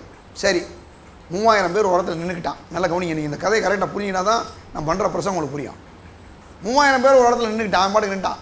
இப்போ இவர் சவுல் மட்டும் அந்த கெபின்றது மலை இருக்கும். அந்த மலையிலே ஒரு குகை மாதிரி இருக்கும். அதான் போய் உள்ளே போய் உட்காந்துக்கலாம், அந்த மாதிரி இடம். அப்படி அந்த மாதிரி இருக்க இடத்துக்கு பேர் கெபின்னு சொல்கிறாங்க. அந்த இடத்துல போய் உட்காந்துருந்தா இந்த கெபிக்கு பின்னால் யார் இருக்காதுங்க அப்படின்னு கேட்டால் சவுலும் தாவீதும் அவனோடு கூட இருக்கக்கூடிய 600 பேர் அங்கே பின்னால் உட்காந்துருக்கான். நான் சொல்கிறேன், உங்களுக்கு புரியுத கதை கரெக்டாக இருக்கா? இவன் போய் அந்த அந்த கெபிக்குள்ளே போய் உட்கார போகிறான். 3000 பேர் அவன் அங்கே எங்கேயோ நிற்கிறான். இந்த கெபிக்கு பின்னால் யார் இருக்குது? தாவீது இருக்கான். தாவீது மட்டும் இல்லை, தாவீது கூட 600 பேர் உட்காந்துருக்கான். உடனே அந்த 600 பேர் சேர்ந்து சொல்கிறான், தாவீது இங்கே பாருங்கள், அருமையான சான்ஸ், சூப்பர் சான்ஸ் ஆண்டவர் கொடுத்துருக்காரு. உன் சத்துருக்களை உன் கையில் ஒப்பு கொடுப்பேன் கர்த்தர் சொன்னார். இதுதான் அந்த நாள், விட்டுறாதீங்க, உடனே போங்க, ஆளை ஒரே போட்டுருங்க. போட்டிங்கன்னா நீங்கள் அடுத்த ராஜா நீங்கள் தான்றான், நீங்கள் தான் அடுத்து அப்படின்னு சொல்கிறான். சொன்னால் பாருங்கள், ஏன் இவன் இவ்வளவு கோபத்தோடு அந்த 600 பேர் பேசுகிறான்? இவன் தாவீதுக்கு மட்டும் எதிரி கிடையாது. தாவீதுக்கு ஆக்சுவலாக அவன் எதிரி இல்லை, இவன் தான் அவன் எதிரியாக நினைக்கிறானே தவிர தாவீது ஒருபோதும் சவுலை எதிரியாக நினைக்கவே இல்லை. ஆனால் அந்த 600 பேர் கோபத்தில் இருக்கான். இவன் இந்த ஆளை இதாண்டா சரியான சான்ஸு, தாவீதை வச்சே போட்டோம், அடிச்சிட வேண்டியதான். போட்டோம்னா அடுத்து என்ன ஆகலாம், ராஜா இவன் ஆயிடுவான், நம்மளாம் போயிடலாம் அப்படின்னு யோசிக்கிறான், ஐடியா கொடுக்குறான். அப்படி கொடுக்கும்போது உடனே தாவீது என்ன பண்ணுறான், ரொம்ப புத்திசாலித்தனமாக போய் அந்த சவுல் பக்கத்தில் வரைக்கும் போய் அவன் வச்சிருந்த சால்வையினுடைய ஓரத்தில் ஒரு பகுதியை அறுத்துட்டு வந்துட்டான். கத்தியை வச்சு அறுத்துட்டு வெளியில் ஓடியான். இந்த வந்துட்டான். வந்த உடனே இப்போ என்ன சொல்கிறான், இந்த கூட இருந்த 600 பேரும், தாவீது நீங்கள் ஏன் அப்படிப்பட்ட சான்ஸை விட்டீங்க, அப்படி செய்யலாமா அப்படின்னு கேட்குறான். அதுக்கு தாவீது என்ன பதில் சொல்கிறான்றதை நீங்கள் பாருங்களேன். அங்கே 24ஆம் அதிகாரத்தில் தாவீதுடைய பதில் எப்படி இருக்குன்னு பாருங்கள். அவன் என்ன சொல்கிறான், 4ஆம் வசனத்தில், அப்பொழுது தாவீது மனுஷர் அவனை நோக்கி சொல்கிறாங்க. இப்போ 6ஆம் வசனம் பாருங்க, 24:6. அவன் தன் மனுஷரை பார்த்து, கர்த்தர் அபிஷேகம் பண்ணின என் ஆண்டவன் மேல் என் கையை போடும்படியான இப்படிப்பட்ட காரியத்தை நான் செய்யாதபடிக்கு கர்த்தர் என்னை காப்பாராக, அவர் கர்த்தரால் அபிஷேகம் பண்ணப்பட்டவர் என்று சொல்லி. என்ன சொல்றான், கர்த்தரால் அபிஷேகம் பண்ணப்பட்ட என் ஆண்டவன், என் ராஜாவர், அவரை நான் வந்து கைவிட மாட்டேன், அப்படி கைவிடாதபடி என் தேவனாய் கர்த்தர் என்னை காப்பாராக, அவருக்கு தீமை செய்ய மாட்டேன் அப்படின்னு சொல்றான். கர்த்தர் என்னை காப்பாராக, அவர் கர்த்தரால் அபிஷேகம் பண்ணப்பட்டவர். இவரை யார் ராஜாவா அபிஷேகம் பண்ணார் தெரியுமா? கர்த்தரே அபிஷேகம் பண்ணார். அப்படிப்பட்ட ஒரு மனுஷனுக்கு விரோதமாக நான் செயல்பட மாட்டேன். அது மட்டும் இல்லாமல் அவன் சொல்கிறான், தன் மனுஷரை சவுலின் மேல் எலும்ப ஒட்டாமல் இவ்வார்த்தையினால் அவர்களை தடை பண்ணினான். சவுல் எழுந்திருந்து கெபியை விட்டு வழியே நடந்து போனான். என்ன சொல்கிறான், சரிப்பா தாவீது, நீ தான் அந்த ஆளை கொல்ல மாட்டேற, எங்களையாவது விட்டு நாங்கள் போகிறோன்றான்.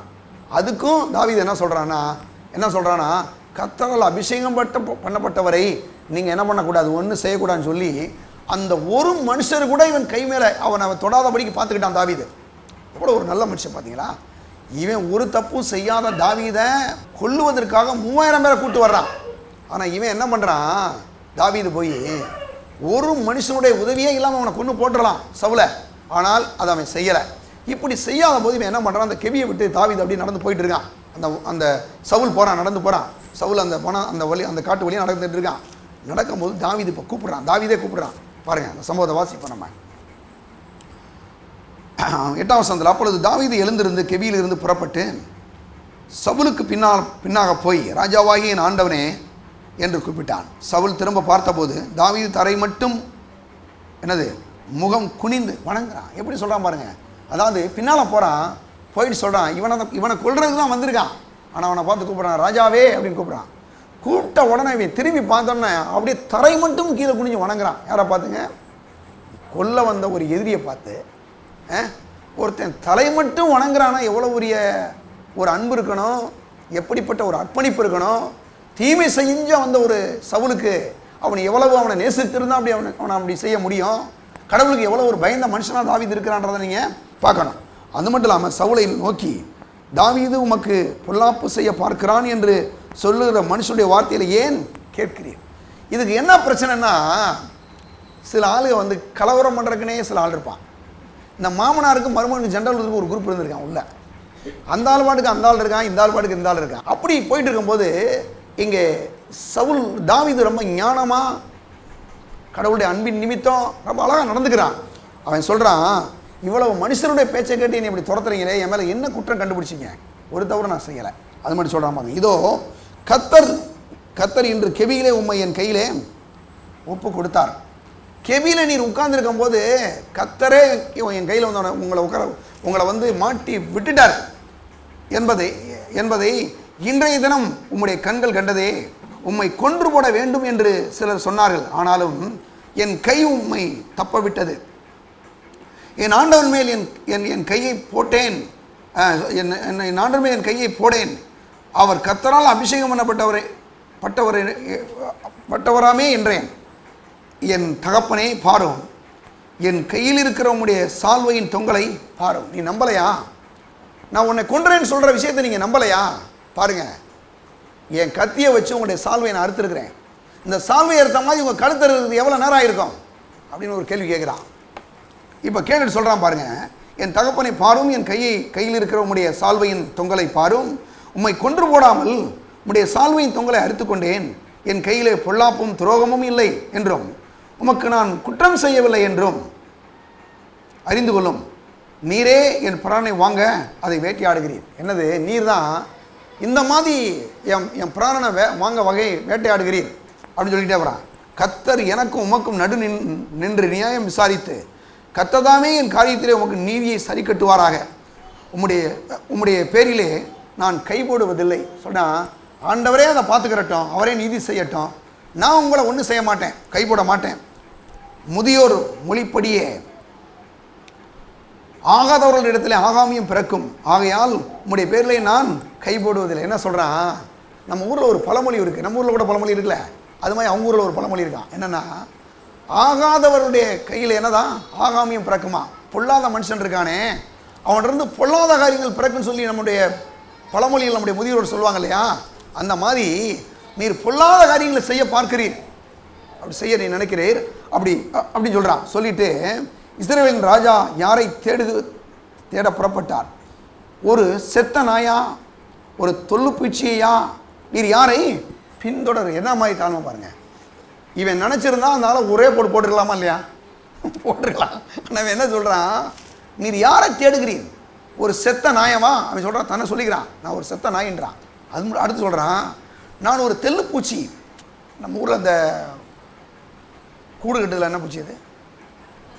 சிலந்தி பூச்சி இருக்குல்ல, அந்த மாதிரி பூச்சி. அதை அப்படி லேசாமங்கன்னா செத்து போயிடும். அவன் சொல்கிறான், ஒரு தெல்லு பூச்சியா நீர் என்ன? அவன் இப்படிலாம் பேசுகிறான், தன்னை தாழ்த்தி பேசுகிறான்.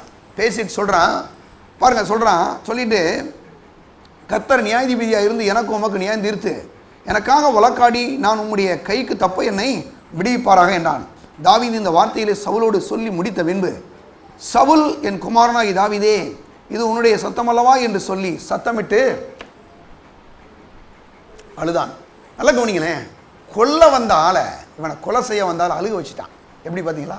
இதுதாங்க அன்பு, இதுதான் கடவுளுடைய அன்பு. உங்களுக்கு எதிரியாக வர்ற மனுஷனை கூட நீங்கள் நடந்து கொள்கிற விஷயம் இருக்குது பாருங்கள், அப்படியே உங்களை சரண்டர் அடைய வச்சிடவனை உங்களை அப்படியே கொண்டு வந்துடும். ஏன்னா இவள் 3000 பேரை கூட்டு வந்து இவனை கொலை செய்ய வர்றான். ஆனால் இவன் என்ன செய்கிறான்? இவன் நடந்து கொண்ட அந்த விதம், அந்த அந்த அந்த அந்த காரியம் இருக்கே, அவன் அப்படியே திரும்பி பார்த்து சொல்கிறான், என் குமாரனாகிய தாவீதே அப்படின்னு அழுகிறான். அவ்வளோ பெரிய ராஜா. ஏன்னா இவன் நினச்சிருந்தா இவனுடைய உயிரை எடுத்துருக்கலாம். ஆனால் அப்படி செய்யலையே. அப்போ இவன் வந்து ஒரு நீதியுள்ள மனுஷன் தானே. பாருங்க, அடுத்து பாருங்க, அந்த என்ன சொல்ல போன அதுக்கு சொல்கிறான், நீர் எனக்கு 18 வசனம் பாருங்க, நீர் எனக்கு நன்மை செய்ததை இன்று விளங்க பண்ணினாய். கர்த்தர் என்னை உன் கையிலே ஒப்பு கொடுத்திருந்தும் நீ என்னை கொன்று போடவில்லை. எப்படி பார்த்தீங்களா? ஈஸியாக அவனை கொண்டு போட்டிருக்கலாம், ஆனால் அவன் கொண்டு போடலை. அடுத்து சொல்கிறான், ஒருவன் தன் மாற்றானை கண்டுபிடித்தால் அவனை சுகமே போக விடுவானோ? இன்று நீ எனக்கு செய்த நன்மைக்காக கர்த்தர் உனக்கு நன்மை செய்வாராக. எப்படி பாருங்க, இவன் தான் ராஜாவாக கூடான்னு சொல்லிட்டு வந்த ஆள். ஆனால் இவன் என்ன சொல்கிறான், நீ வந்து எனக்கு செய்த அந்த நன்மர்களையா, அதுக்கு பதிலாக கர்த்தர் உனக்கு நன்மை செய்வாராக. அதாவது கொல்ல வந்த ஆள்கிட்டையே ஆசீர்வாதத்தை பெற்றுக்கிறான். எப்படி பார்த்தீங்களா? அடுத்த வசனம் பாருங்க, நீ நிச்சயமாக ராஜாவாய. இவன் தான் ராஜாவாக கூடான்னு சொன்ன ஆள். யாருன்னா தாவீது. தாவீதை வந்து இந்த சவுல் சொல்கிறான், நீ ராஜாவாக கூடான்னு சொன்னவன் இவன் தான். ஆனால் அவனே சொல்கிறான், நீ நிச்சயமாக ராஜாவாய் இருப்பாய் என்றும் இஸ்ரவேலில் ராஜ்யபாரம் உன் கையிலே நிலைவரப்படும் என்றும் அறிவேன். என்ன சொல்கிறான், நீ நிச்சயமாக ராஜாவாக, அது மட்டும் இல்லை ஒரு ராஜ்யபாரம் நிலைவரப்படும், நிலச்சி நிற்கும் அப்படின்றான். அப்போ உடனே பாருங்க, அடுத்து இப்படி சொல்லிட்டு இந்த சவுலு அடுத்து இந்த நேரத்தில் கொல்ல வந்த ஆள்கிட்ட ஒரு உடன்படிக்கை செய்கிறான் பாருங்க, அக்ரிமெண்ட் போடுறான். எப்படி பார்த்தீங்களா? கொல்ல வேண்டி சாகடிக்க வேண்டிய ஆள்கிட்ட இவன் செஞ்ச அந்த காரியத்தை பார்த்துட்டு ஒரு சத்தியம் வாங்கிக்கிறான். என்ன சத்தியம் பாருங்களேன், ஒரு உடன்படிக்கை நடக்குது பாருங்க. இப்போதும் நீ எனக்கு பின்னிருக்கும் என் சந்ததியை வேற அறுப்பதில்லை என்றும் என் தகப்பன் வீட்டாரிலே என் பேரை அழித்து போடுவதில்லை என்றும் கர்த்தர் மேலே எனக்கு ஆணையிட்டு கொடு என்றான். நல்ல கவனிங்களேன், அந்த நாட்களில் அந்த ராஜாக்கள் என்ன பண்ணுவாங்களா, ஒரு ராஜா ஏற்கனவே ஒரு ராஜா இருக்கான், அந்த ராஜா வந்து அவன் செத்து போயிடான்னு வச்சுங்க. அதுக்கு பிறகு அவனுடைய குடும்பத்தில் அவனுடைய சந்ததியை யாருமே விட மாட்டானா, எல்லா பேரும் வெட்டி போட்டுருவானா, கொண்டு போட்டுருவானா. அதுதான் பாருங்கள் ராஜாக்களுடைய ஒரு அந்த வழிமுறையை சொல்கிறாங்க, அப்படி தான் நடத்துவாங்களாம். ஆனால் இவன் என்ன சொல்கிறான், சவுலே, நீ வந்து என் குடும்பத்தை வேறறுப்பதில்லை, பாருங்க அவன் சொல்கிறான் பாருங்க, என் சந்ததியை வேறறுப்பதில்லை என்றும் என் தகப்பன் வீட்டாரில் என் பேரை அழித்து போடுவதில்லை என்றும் கர்த்தர் மேலே எனக்கு ஆணையிட்டு கொடு அப்படின்னு சொல்லி அங்கனக்குள்ளே தாவீதுகிட்ட ஒரு சத்தியம் வாங்கிக்கிறான். எப்படி பார்த்தீங்களா? இவனை கொல்ல வந்தால் இவனை ஆசீர்வதிச்சுட்டு உனக்கு தான் இந்த ராஜ்யபாரம் வரப்போகுது, அது மட்டும் இல்லாமல் நீ அப்படி ராஜாவாகும் போது என் குடும்பத்துக்கு எந்த தீமையும் செஞ்சிடாத, என் பேரை அழிச்சு போட்டுறாத, என் மற்ற ராஜாக்கிழமை நீ நடத்திடாத அப்படின்னு சொல்லி அவன்கிட்டயே ஒரு சத்தியத்தை வாங்கிட்டு பாருங்களேன். அப்பொழுது தாவீது சவுலுக்கு ஆணையிட்டு கொடுத்தான். பார்த்தீங்களா? உடனே இவன் வந்து எதாவது பண்ணிடக்கூடாது, ஆமாம் நீ தான் கொல்ல வந்திருக்கியே, உனக்கே நான் ஆணையிட்டு கொடுக்கணும் அப்படின்னு அதெல்லாம் பேசுகிறேன். அவன் சொல்கிறான், ஆணையிட்டு கொடுக்குறான், நான் அப்படி செய்கிறேன்றான். சொல்லிட்டு பாருங்க, சொல்கிறான், பின்பு சவுல் தன் வீட்டுக்கு புறப்பட்டு போனான். தாவீதும் அவன் மனுஷரும் அரணிப்பான இடத்திற்கு போனார்கள். நல்லா கவனிச்சிங்களா? இந்த இடத்த நீங்கள் நல்லா கவனிங்க. ஒரு தீமைக்கு தீமை, அதாவது நன்மை செய்த தாவீதுக்கு இவன் தீமை செய்ய வர்றான், ஆனால் தீமை செய்த மனுஷனுக்கு தாவீது என்ன பண்ணுறான், நன்மை செய்கிறான். இதெல்லாம் முடியுமானா? ஒரு மனுஷன் ஒரு ஒரு ஒரு ஒரு ஆட்டு மேய்ப்பன், தாவீது அவ்வளோ பெரிய கோலியாத்தை கொண்டு போட்டவன், இந்த சவுல் வந்து இவனுக்கு ஏமாத்திரம், அது கர்த்தரை எப்படி வாய்ப்பை கொடுக்குறாரு. சால்வை வெட்டினாலுக்கு இவன் தலை வெட்டுறதுக்கு எவ்வளோ நேரம் இருக்கும், ஆனாலும் தீமைக்கு தீமை செய்யாமல் அந்த தீமைக்கு இவன் நன்மை செய்கிறான். அது மட்டும் இல்லாமல் தீமைக்கு அவன் தீமை பாருங்கள் நன்மை செய்தது மட்டும் இல்லாமல் அவனுடைய அந்த சந்ததிக்கு நான் என்ன செய்வேன், ஒரு தீமை செய்ய மாட்டேன், அவனுக்கு சப்போர்ட்டான பேன்னு சொல்லி அங்கே ஒரு சத்தியமும் பண்ணிக்கிறான். அங்கனுக்குள்ள ஒரு சத்தியம் செய்யப்படுது, ஒரு உடன்படிக்கை செய்யப்படுது அப்படின்னு சொல்லலாம். அப்போ பாருங்கள், தாவீது வந்து எவ்வளோ ஒரு நல்ல ஒரு குணாதிசையோடைய மனுஷனாக இருந்தால் அப்படி இருந்திருக்க முடியும் இல்லையா? கொலை பண்ண வரக்கூடிய ஒரு மனுஷனை மன்னிச்சு அவனுக்கு நன்மை செய்கிறானே, அப்படிப்பட்ட ஒரு நன்மையை தான் இந்த நாட்களிலே நீங்களும் நானும் செய்ய வேண்டும் என்று தேவன் விரும்புகிறார். தேவனுடைய அன்பு வந்து ஒரு மனுஷனை வந்து நமக்கு தீமை செஞ்சால் கூட அந்த தீமைக்கு நன்மை செய்யும்படி நாம் தீர்மானிப்போமானால் அது நமக்கு ஒரு பெரிய வெற்றியாக, அது ஒரு பெரிய ஆசீர்வாதமாக இருக்கும் என்பதில் எந்த ஒரு மாற்று கருத்தும் இல்லைன்னு தான் சொல்ல முடியும். அது மட்டும் இல்லாமல் இங்கே சொல்கிறாரு, தீமைக்கு தீமை செய்யாமல் நன்மை செய்த தாவீதை தேவன் என்ன பண்ணாருங்க, ராஜாவாக மாற்றினார். இன்றைக்கும் கிறிஸ்தவ தேவனுடைய பிள்ளைகளாக நாம் ஒவ்வொருவரும் கிறிஸ்துக்களை புது சிருஷ்டியாக இருக்கிறோம், தேவனுடைய பிள்ளையாக இருக்கிறோம். நம்ம வந்து ஒரு மனுஷன் தீமை செஞ்சிட்டானா பதிலுக்கு அவனுக்கு எப்படி தீமை செய்யலாம்னு யோசிக்கக்கூடாது. பதிலுக்கு அவனுக்கு எப்படியெல்லாம் தொந்தரவு கொடுக்கலாம் நினைக்கிற விட்டுட்டு அவனுக்கு எப்படியெல்லாம் நன்மை செய்யலான்னு ஒரு தீர்மானம் எடுப்போனா, நான் சொல்கிறேன், யார் நமக்கு தீமை செஞ்சாங்களோ அந்த ஆட்கள் மூலமாகவே பல நன்மைகளை தேவன் கொடுப்பார். எப்படி ஆசீர்வதிச்சுட்டு போனான் பார்த்தீங்களா? இவனை கொல்ல வந்த அந்த சவுலு இவனை ஆசீர்வதிச்சுட்டு போகிறான். உனக்கு தான் ராஜ்யபாரம், நீ தான் ராஜாவாக இருக்க போகிறன்னு சொல்லி தன்னுடைய எதிரிக்கு முன்னால் இருந்து கூட தாவீது ஆசீர்வாதங்களை பெற்றுக்கொள்கிறான். எப்படிங்க அது நடந்துச்சு அப்படின்னா, நான் சொல்கிறேன், கண்டிப்பாக தேவனுடைய அன்பு தான். அந்த தேவ அன்பிலே ஒரு மனுஷன் நடக்கும்போது அப்படிப்பட்ட அந்த தெய்வீகமான ஆசீர்வாதங்களை என்ன செய்கிறார்? ஆண்டவர் நமக்கு கொடுக்கிறார். அது மட்டும் இல்லாமல் இன்னும் கூட எடுப்பான். 1 தெசலோனிக்கர் 5ஆம் அதிகாரம் 22ஆம் வசனம் எடுங்க. 1 தெசலோனிக்கர் 5ஆம் அதிகாரம் 22வது வசனம். பொல்லாங்காய் தோன்றுகிற எல்லாவற்றையும் விட்டு விலகுங்கள். நல்லா நீங்கள் சொல்கிறாரு, ஆண்டோடைய பிள்ளைகளாகி நம்ம வரும், பொல்லாங்காய் தோன்றுகிற எல்லாவற்றையும் விட்டு விலகிறணுமா? பொல்லாப்புன்னு தெரியுதா, தீமைன்னு தெரியுதா, அக்கிரமம் தெரியுதா, அநீதியும் தெரியுதா, அதை விட்டு நம்ம என்ன பண்ணிடுவோம்? விலகி வந்துருங்கன்னு சொல்கிறாரு. எடுங்க இன்னொரு வசனத்துக்கு போகலாம். எடுங்க 2 கொரிந்தியர் 8ஆம் அதிகாரம். 2 கொரிந்தியர் 8:21. கர்த்தருக்கு முன்பாக மாத்திரமல்ல மனுஷருக்கு முன்பாகவும் யோக்கியமானவைகளை செய்ய நாடுகிறோம். என்ன பாருங்க சொல்கிறாருன்னா, கர்த்தருக்கு முன்னால் மாத்திரமல்ல மனுஷருக்கு முன்னாலே நாங்கள் எப்படி இருக்கிறோம்? யோக்கியமானவைகளை செய்ய நாடுகிறோம். அவர் சொல்கிறார் பார்த்தீங்களா? என்ன சொல்கிறாருன்னா, தீமைக்கு தீமை செய்யாமல் எல்லா மனுஷருக்கு முன்பாக என்ன செய்யுங்க? யோக்கியமானவை செய்ய நாடுங்கள். அப்போ யோக்கியமானவைகளை செய்ய நாடுறது வந்துன்னா கடவுளுக்கு முன்னால் மட்டும் இல்லாமல் யாருக்கு முன்னால்?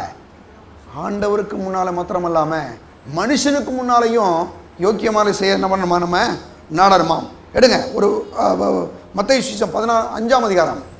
மத்தேயு சுவிசேஷம் 5ஆம் அதிகாரம் 5ஆம் அதிகாரம் 16ஆம் வசனம் பாருங்க. 5:16.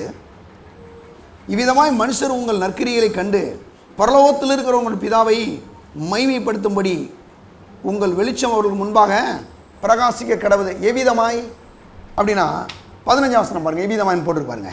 என்ன சொல்கிறாரு? விளக்கை கொளுத்தி மரக்காலால் முடி வைக்காமல் விளக்கு தண்டின் மேலே வைப்பார்கள், அப்பொழுது அது வீட்டிலுள்ள யாவருக்கும் வெளிச்சம் கொடுக்கும். இப்போ பாருங்கள், இவ்விதமாய் மனுஷர் உங்கள் நற்கிரிகளை கண்டு பரலோகத்தில் இருக்கிற உங்கள் பிதாவை மைமைப்படுத்தும்படி உங்கள் வெளிச்சம் அவர்களுக்கு முன்பாக பிரகாசிக்க கடவுது. எப்படி சொல்கிறார் பார்த்தீங்களா? அதாவது ஒரு ஆள் விளக்கை கொளுத்தி அதை விளக்கு தண்டு மேலே வைப்பாங்க, அதை கொண்டு போய் மரக்காலை வச்சு மூடி வைக்க மாட்டாங்க. அதுபோல் இவ்விதமாய் உங்கள் நற்கிரிகளை மனுஷர்கள் கண்டு என்ன செய்யணுமா? உங்கள் பிதாவை, உங்களுடைய பரம பிதாவை, என்ன பரலோகத்தில் இருக்கிற உங்கள் பிதாவை மைமைப்படுத்தும்படி உங்கள் வெளிச்சம் அவருக்கு முன்பாக பிரகாசிக்க கடவுது. நம்ம இப்போ பாருங்கள், தீமைக்கு தீமை செய்யாமல் அந்த நன்மையை செய்யும் போது, மற்றவங்களை நேசிக்கும் போது என்னாகுமா? இவங்க சபைக்கு போகிறாங்க, நல்லா ஆசீர்வதிக்கப்பட்டிருக்கிறாங்க. அது மட்டும் இல்லைங்க, இவங்க நடந்துக்கிற விதம் உண்மையிலே நியாயமான விதம், ஒரு நல்ல மனுஷன், ஒரு நல்ல ஆள் என்று மற்ற மனுஷர்கள் நம்முடைய ஆண்டவரை என்ன செய்யணுமா? மைமைப்படுத்த வேண்டுமாம். அப்படி நம்முடைய வாழ்க்கையை இருக்க வேண்டுமா பாருங்கள். அதான் கர்த்தரே சொல்கிறார். அது மட்டும் இல்லாமல் எடுங்க மத்தேயு 5ஆம் அதிகாரத்திலேயே 38ஆம் வசனத்திலிருந்து 38ஆம் வசனம் பாருங்கள். 38ஆம் வசனம் 48ஆம் வசனம் வரைக்கும் வாசிக்கிறேன். கண்ணுக்கு கண் பல்லுக்கு பல் என்று உரைக்கப்பட்டதை கேள்விப்பட்டிருக்கிறீர்கள். நான் உங்களுக்கு சொல்லுகிறேன், தீமையோடு எதிர்த்து நிற்க வேண்டாம். ஒருவன் உன் வலது கன்னத்திலே அறைந்தால் அவனுக்கு மறு கன்னத்தையும் திரும்ப கொடு. நல்ல கவனிக்க. எப்படி பார்த்தீங்களா? ஒருவன் வலது கன்னத்திலே உங்களை அறைந்தால் மறு கன்னத்தையும் அவனுக்கு திரும்ப கொடுன்னா என்னன்னு புரியுதா நான் சொல்கிறது? ஆண்டவராக இயேசுங்க எப்படி சொல்கிறாருன்னா, வலது கன்னத்தில் உண்மையிலே அறைய முடியுமானா முடியாது. தெரியுமா அது உங்களுக்கு? என்ன பாஸ்டர் இப்படிலாம் சொல்கிறீங்க? உண்மையாக தான். ஏன் கேளுங்க. இப்போ உங்கள் கையை அப்படி நீட்டினீங்கன்னா தெரியும். இப்போ உங்கள் கையை அப்படி நீட்டினீங்கன்னா அந்த ரைட் சைடு தான் எல்லாருமே அடிக்க பயன்படுத்துகிறாங்க இல்லையா? நீங்கள் இப்படி அடிச்சிங்கன்னா வலது கன்னத்தில் அடிக்க முடியாது. அங்கே என்ன இருக்கும்? இடது கணம் தான் இருக்குது. இயேசுவார் எப்பயுமே நல்லா பிரசங்கியார், ரொம்ப தெளிவாக கரெக்டாக பேசுவார், அறிவாக பேசுவார். ஏன்னா நீங்கள் அடிக்கிறவன் பூரா பாருங்கள், எடுத்தோன்னா வலது கை தான் போகும். ஆனால் அவர் என்ன சொல்கிறாருன்னா, ஒருவன் உன் வலது கணத்தில் ஒன்று அறைந்தான்றார். அப்போ வலது கையை வச்சு வலது கையை அடிக்க முடியாது, அங்கே விழுகாது. ஏன்னா அங்கே இடது கண்ணம் இருக்கும். அதான் ஒரு முறை பாருங்கள், ஒரு ஊழியக்காரர் பாருங்கள், ஒரு ஊழியக்காரர் பில்லிகிராம்கிட்ட ஒருத்தர் இருந்தாராம் பாருங்கள். அவர் வந்து ஒரு நாள் ரோட்டில் பிரசவம் பண்ணிட்டு இருந்தாராம். பிரசவம் பண்ணிட்டு இருக்கும்போது ஒருத்தன் வந்து பலாரம் அடிச்சிட்டானா கையை வச்சு. அடிச்சோன்னா அவர் சொன்னாராம், பலாறு இவரும் அடிச்சார் அவனை. இந்த ஆள் கேட்டாரா, யோ நீ கிறிஸ்தவன் தானே, உங்கள் ஆண்டவர் என்ன சொன்னார், கன்னத்தில் அடித்தா மறுகணத்தை கொடுன்னு சொன்னார்ல, நீ ஏன் கொடுக்கலன்னு கேட்டாரா. அவர் சொன்னாராம், பைபிளில் நல்லா படிச்சுட்டு வந்தடி அப்படின்னாராம். நீ அடித்ததை நான் வந்து ஏற்றுக்கிறேன், நீ பைபிளில் படிச்சுட்டு வந்து நீ அடிச்சதை நான் உன்னை அடிச்சிருக்க மாட்டேன்னாரா. அவர் யாரு, நான் உங்களை நீ அப்படி செய்யாங்க. அவர் சொன்னாராம், ஏன்னா எங்கள் ஆண்டவர் சொன்னார், வலது கணத்தில் ஒருத்தன் அடைந்தால் நீ என்ன பண்ண, இடது கணத்தை குடிச்சது, நீ அரைஞ்சது வந்து தப்பான கணத்தில் அரைஞ்சிட்டேன், இடது கணத்தில் அரைஞ்சதுனால நீ தப்பாக இருந்தால் நான் அரைஞ்சிட்டேப்பா அப்படின்னாராம். அப்போ என்ன சொல்கிறாருன்னா, அதாவது கொடுக்கும்போதே சொல்லும் போதே ரொம்ப அறிவாக சொல்கிறாரு. அப்படி வலது கணத்தில் அறைய முடியாது, ஏன்னா அப்படி அரைஞ்சு அங்கே பாருங்கள், அந்த வசனமே சொல்லுது. அவர்கள் பாருங்களேன், அங்கே என்ன சொல்லப்பட்டிருக்குன்னா, நான் உங்களுக்கு சொல்கிறேன், தீமையோடு எதிர்த்து நிற்க வேண்டாம். ஒருவன் வலது கணத்தில் அறைந்தான், அவனுக்கு மறு கணத்தையும் திரும்ப கொடு. ஏன்னா அவன் அப்படி ஒருவேளை வலது கணத்தில் அறையன்னா அவனுடைய அடி கூட ஸ்ட்ராங்காக விழுகாது. ஏன்னா கண்டிப்பாக அவன் இந்த இடதையை வச்சு தான் அடிக்கணும், அது இன்னும் ஸ்ட்ராங்காக விழுகாது. எப்படி சொல்கிறார் பார்த்தீங்களா. ஏன் அப்படி சொன்னார்னா, ஆண்டவர் வந்து அவன் எப்படியாவது இந்த பைபிளை படித்தான்னு கொஞ்சம் விளங்கும், பைபிள்கிட்ட போனான்னா என்ன பண்ணிடுவான்னு ஆண்டவரை ஏற்றுக்கிடுவான் இல்லையா, அது அவருடைய விஷயம். அப்போ வந்து சொல்கிறாரு, அது மட்டும் இல்லாமல் அவர் சொல்கிறாரு, உன்னோடு வழக்காடி உன் வஸ்திரத்தை எடுத்துக்கொள்ள வேண்டும் என்று இருக்கிறவனுக்கு உன் அங்கேயும் விட்டுவிடு சொல்கிறாரு. அந்த யூத மக்கள் வந்து என்ன பண்ணியிருப்பாங்கன்னா, மேலே ஒரு கோட்டு மாதிரி ஒன்று போட்டிருப்பாங்க, உள்ளே ஒன்று போட்டிருப்பாங்களாம். அவர் சொல்கிறாரு, உன் மேலே ஆடையை கேட்குறவனுக்கு நீ உள்ளே போட்டிருக்க சட்டையும் கூட கொடுத்துருன்றார். அப்படி கொடுன்னு சொல்லிட்டு சொல்கிறாரு, ஒருவன் உன்னை 1 மைல் தூரம் பலவந்தம் பண்ணினால் அவனோட 2 மைல் தூரம் நீ போன்றார். அப்படின்னு என்ன அர்த்தம்னா, இந்த நாட்களில் இந்த யூத மக்கள் வந்து அப்படியே அந்த வழியில் நடந்து வந்துகிட்டே இருப்பாங்களாம். வரும்போது சில நேரங்களில் இந்த ரோம போர்ச்சவர்கள் அந்த வழியில் நடந்து கொண்டு இருப்பானா. நடந்து வரும்போது பார்த்தீங்கன்னா அந்த போர்ச்சவன்ட்ட நிறைய லக்கேஜ் இருக்கும், நிறையா வந்து அவன் துணி என்னென்னமோ வச்சு பாருங்க, ஒரு பெரிய பேக்கோட அப்படி வந்துட்டு இருப்பானா, பெட்டியோட வந்துட்டு இருக்கும்போது சும்மா போகிற அந்த ஒரு யூதனை கூப்பிட்டு சொல்லுவானா, ஏவா 1 மைல் தூரம் நீ சமந்துட்டு வா அப்படின்வானா. இவன் சொல்லுவானாடா பாவி, இவ்வளோ பெரிய துணி மூட்டையை இதை நான் 1 மைல் தூரம் சுமக்கன்னா கிட்டத்தட்ட 1.25 கிலோமீட்டரு 1 மைல்ன்றது, இவ்வளோ தூரம் சுமக்க சொல்கிறியப்பா, இது என்ன நியாயம் சொல்லி ரொம்ப பேர் சண்டை போடுவானா. ஆனால் ஆண்டவர் சொல்கிறாரு, நீ இப்போ என்ன பண்ணு, அவன் உன்னை 1 மைல் தூரம் சுமக்க சொன்னான்னு வச்சுக்க, பலவந்தம் பண்ணா, நீ 2 மைல் தூரம் அப்படின்னாரான், சுமக்கிறேன்னு சொல்லுனாரான். அப்போ சொல்கிறாரு, இது ஏங்க இப்படி சொன்னார் அப்படின்னா, 1 மைல் தூரம் இவன் சுமந்துட்டு போகும்போது அவன் சொல்லுவானா, இந்த யூதர்களே நீ இருக்கு இல்லையா, நீ எனக்கு வந்து கீழே இருக்கக்கூடிய ஆள், நீ இப்படி தான் சுமந்துட்டு வரணும் அப்படி பேசிட்டு வருவானா. இப்படி பேசிகிட்டே வந்தவன்ட்ட இவன் நான் 2வது மைல் தூரமும் அடுத்த மைல் தூரமும் நானே சுமந்துட்டு வரேன்னு சொல்லும் போது சொல்லுவானா, ஐயோ இவ்வளவு நல்ல மனுஷனே, இந்த மனுஷனை போய் நம்ம அப்படி சமக்க வச்சுட்டோமேன்னு சொல்லி அவனுடைய இருதயம் குத்திக்கிருமா. சொல்ல உங்களுக்கு புரியுதா, கரெக்டா, குத்திக்கிருமா. அப்படின்னா என்னென்னா, 1 மைல் தூரம் இவன் முதல் மைல் தூரம் சுமக்கும் போது அந்த ரோம போர்ச்சவனுடைய கையில் அந்த சுமந்து போகிற மனுஷனுடைய குடுமி அவன் கையில் இருக்கான். ஆனால் 2வது மைல் சுமந்துட்டு போகிறேன்னு சொல்கிறான் பார்த்தீங்களா, அப்போ அந்த ரோம போர்ச்சவனுடைய குடுமி யார்கிட்ட இருக்கு, அந்த யூதனுடைய கையில் இருக்கான். ஏன்னா அவனுக்கு தெரியும், இவ்வளவு ஒரு நல்ல மனுஷனை போய் இப்படி நம்ம சுமக்க வச்சுட்டோமே அப்படின்னு சொல்லி அவன் வேதனைப்பட்டு கொண்டிருப்பானா. அதனால் அவர் சொல்கிறாரு, ஒருவன் 1 மைல் தூரம் உன்னை பலவந்தம் பண்ணினால் நீ 2 மைல் தூரம் என்ன செய்ய அவன் கூட போ. எப்படி சொல்கிறார் பார்த்தீங்களா, உனக்கு தொந்தரவு யாராவது இப்படி கொடுத்தான்னா நான் இதை செய்கிறேன் போ அப்படின்னு செஞ்சு பாரு, அங்கே தான் நீ தேவ அன்பை காண்பிக்க முடியும், அவன் கண்டிப்பாக மனம் திரும்புவான். தீமைக்கு தீமை செய்யும்படி ஒருவர் தீர்மானிக்கும் போது அந்த இடத்துல எந்த மன்னிப்பும் ஏற்படாது, எந்த அன்பும் ஏற்படாது. ஆனால் என்னைக்கு தீமைக்கு நன்மை செய்யும்படி நாம் ஜெபித்து அன்பை காட்டுறோமோ அன்னைக்கு தாங்க அந்த இடத்துல என்ன செய்ய நாம் தேவனுடைய பிள்ளைகள் என்பதை அந்த இடத்துல என்ன செய்ய காமிக்க முடியுது. அப்போ இன்றைக்கி தேவனுடைய பிள்ளைகளாகி நாம் ஒவ்வொருவரும் இந்த தேவ அன்பிலே நடக்கும்படி நாம் ஒவ்வொரு நாளையும் அர்ப்பணிக்கணும். நமக்கு விரோதமாக நீங்கள் வேலை செய்கிற இடங்களில், நீங்கள் தொழில் பண்ணுற இடங்களில், நீங்கள் குடியிருக்கிற இடங்களில் அநேக விதமான மக்கள் விரோதமாக எழும்பலாம். இப்போ நீங்கள் நன்மை செஞ்ச அந்த நன்மைக்கு தீமை செய்ய முயற்சிக்கலாம். ஆனாலும் நீங்கள் தீமை செய்யாமல் அந்த ஆளுக்கு நன்மை செய்யுங்க. அது மட்டும் தான் இங்கே வந்து சொல்லப்பட்டு பவுல் சொல்கிறாரு, எல்லா மனுஷருக்கு முன்பாகவும் யோக்கியமான வேலை செய்ய நாடுங்கள். எல்லா மனுஷனும் சர்ச்சுக்கு போகிறாங்க, அவங்க செய்கிற விஷயம் கரெக்டு தாங்க அப்படின்னு எல்லா மனுஷரும் ஒத்துக்கொள்ளக்கூடிய அளவுக்கு நாம் வாழும்படி தேவன் சொல்கிறார். அப்படி செய்கிறதான் பாருங்கள் கடவுளுடைய சித்தம் திட்டம். அப்படிப்பட்ட இடங்களை தான் ஆண்டவர் நம்ம மூலமாய் மகிமைப்படுகிறார். ஓகே பாருங்கள் சொல்கிறாரு 5ஆம் அதிகாரம் 38 48 வரைக்கும் இல்லையா. நான் உங்களுக்கு பாருங்கள் சொல்கிறாரு, உனக்கு அடுத்தவனை சிநேகித்து உன் சத்துருவை பகைப்பாக என்று சொல்லப்பட்டதை கேள்விப்பட்டிருக்கிறீர்கள். நான் உங்களுக்கு சொல்லுகிறேன், உங்கள் சத்துருக்களை சிநேகியுங்கள், உங்கள் சபிக்கிறவர்களை ஆசிரியுங்கள், உங்களை பகைக்கிறவர்களுக்காக நன்மை செய்யுங்கள், உங்களை நிந்திக்கிறவர்களுக்காகவும் உங்களை துன்பப்படுத்துறவர்களுக்காகவும் ஜெபம் பண்ணுங்கள். எப்படி பார்த்தீங்களா என்ன சொல்கிறாரு? உங்களை நிந்திக்கிறவர்களுக்காகவும் உங்களை துன்பப்படுத்துறவங்களுக்காகவும் என்ன பண்ணுங்க? அவதூறாக அவங்கள பற்றி பேசுகிறாங்கல்ல, உங்களுக்கு துன்பப்படுத்துகிறாங்கல்ல, அவங்களுக்காகவும் நீங்கள் ஜெபம் பண்ணுங்க. அடுத்து சொல்கிறாரு, என்ன சொல்கிறாரு? உங்களை பாருங்கள், உங்களை சபிக்கிறவர்களை ஆசீர்வதியுங்கள், உங்களை பகைக்கிறவர்களுக்கு நன்மை செய்யுங்கள், உங்களை நிந்திக்கிறவர்களுக்காகவும் உங்களை துன்பப்படுத்துவர்களுக்காகவும் ஜெபம் பண்ணுங்கள். இப்படி செய்வதனால் நீங்கள் பரலோகத்தில் இருக்கிற உங்கள் பிதாவுக்கு புத்திரராக இருப்பீர்கள். அவர் தீயோர் மேலும் நல்லோர் மேலும் தமது சூரியனை உதிக்க பண்ணி நீதியுள்ளோர் மேலும் அநீதியுள்ளோர் மேலும் தமது மலையை பெய்ய பண்ணுகிறார். நல்லா பாருங்கள், எவ்வளோ மோசமானவன் இருக்கிறான், எவ்வளவோ அப்படி ஆள் இருக்கான். ஆனால் அவன் வீட்லேயும் மழை பெய்யுது, அவன் வீட்லேயும் வெயில் அடிக்குது இல்லையா? ஏன்னா உங்கள் பரமபிதா எல்லாரையும் ஒரே மாதிரி தான் நேசிக்கிறார். நீங்களும் அந்த மாதிரி தான் அந்த நன்மையை என்ன செய்யணும் செய்கின்றார். அது மட்டும் இல்லாமல் உங்களை சிநேகிக்கிறவர்களையும் உங்களை நீங்கள் சிநேகிப்பீர்களே ஆனால் உங்களுக்கு பலன் என்ன? ஆயக்காரர் அப்படி செய்கிறார் அல்லவா? உங்கள் சகோதரனை மாத்திரம் வாழ்த்துவீர்களானால் நீங்கள் விசேஷித்து செய்கிறது என்ன? ஆயக்காரரும் அப்படி செய்கிறார்கள் அல்லவா? ஆகையால் பரலோகத்தில் இருக்கிற உங்கள் பிதா பூரண சர்க்குணராக இருக்கிறது போல நீங்களும் பூரண சர்க்குணராக இருங்கள். எப்படி சொல்கிறாரு? அவர் எப்படி அந்த அன்பாக நடந்துக்கிறாரோ அதே மாதிரி நீங்கள் என்ன பண்ணுங்கள்? அன்பாய் நடந்து கொள்ளுங்கள் என்று சொல்கிறார். கடைசியாக ஒன்று பார்த்து முடிச்சிடுவான். எடுங்க. அதாவது அப்போஸ்தலனாகிய பவுல்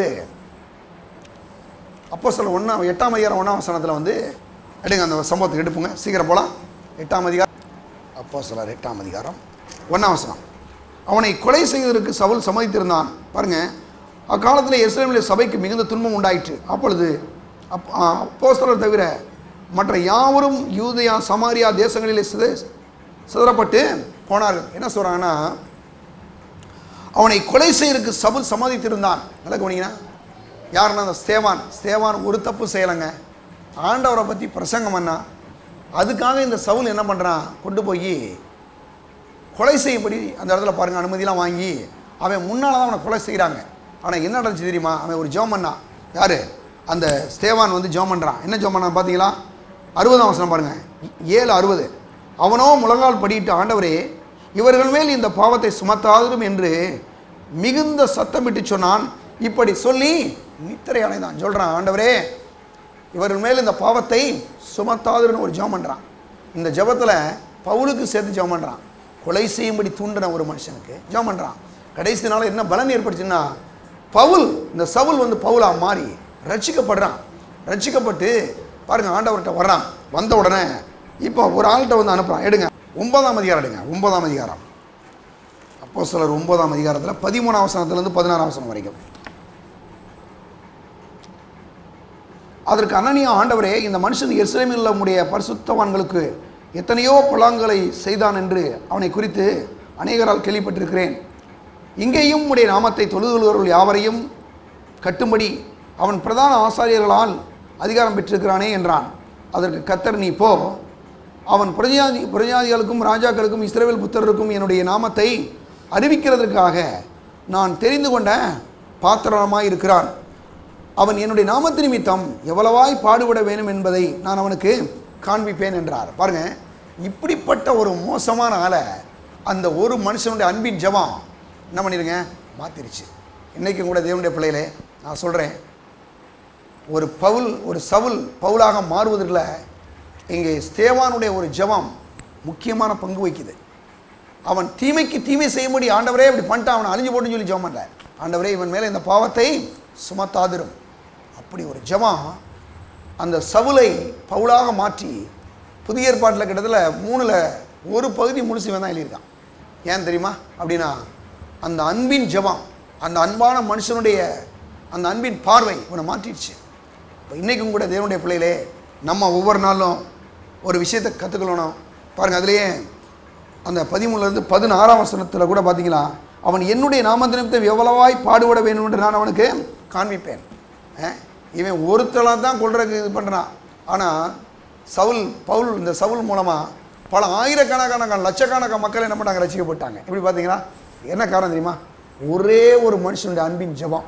இன்றைக்கி கூட நாம் தீமைக்கு தீமை செய்யாமல் என்ன செய்வோம், எல்லா மனுஷருக்கு முன்பாக என்னது யோக்கியமானவையில் செய்ய நாடுவோம். இந்த காரியத்தை நம்ம செய்வோம்னு சொன்னால், நான் சொல்கிறேன், நமக்கு விரோதமாக எத்தனை மனுஷர்கள் எழும்பினாலும், அன்னைக்கு தாவீதோடு கூட எப்படி சவுல் வந்து என்ன பண்ணான், அவன் மூலமாக அவனை ஆசீர்வதிச்சிட்டு அவன் பிள்ளைகளெல்லாம் இவன் கையில் கொடுத்துட்டு போகிறான், நீ பார்த்துக்கப்பான்ற மாதிரி. என்ன மாதிரி பார்த்தீங்களா, கொலை செய்ய வந்த அந்த மனுஷனை அவனை ஆசீர்வதிச்சுட்டு போகிற அளவுக்கு இந்த தேவன், இந்த அன்பின் மனுஷன் வந்து அப்படி மாற்றிடுறான் பாருங்கள். இன்றைக்கு இந்த தேவனுடைய பிள்ளைகளே, நாமும் இந்த அன்பின் வாழ்க்கையை வாழுவோம். தீமைக்கு தீமை செய்யாமல், தீமைக்கு தீமை செய்யாதபடி எனது எல்லா மனுஷருக்கு முன்பாகவும் எனது யோக்கியமானதை செய்யும்படி நாடுவோம். கர்த்தர் உங்களை ஒவ்வொருவரையும் ஆசீர்வதிப்பார். தேவனுடைய பிள்ளைகள் நம்மளை அர்ப்பணிப்போம். ஆண்டவரே, இந்த நாட்கள் நம்முடைய தேவ அன்பிலே நான் நடக்கும்படி தீமைக்கு தீமை செய்யாமல் எல்லா மனுஷருக்கு முன்பாகவும் யோக்கியமானதை செய்யும்படி ஆவியானவரே எங்களுக்கு உதவி செய்யும். ஆண்டவரே, ஒருவேளை இந்த காலை வேளையோட யார் மேலேயாவது உங்களுக்கு சில கோபங்கள் கசப்புகள் கூட இருக்கலாம்.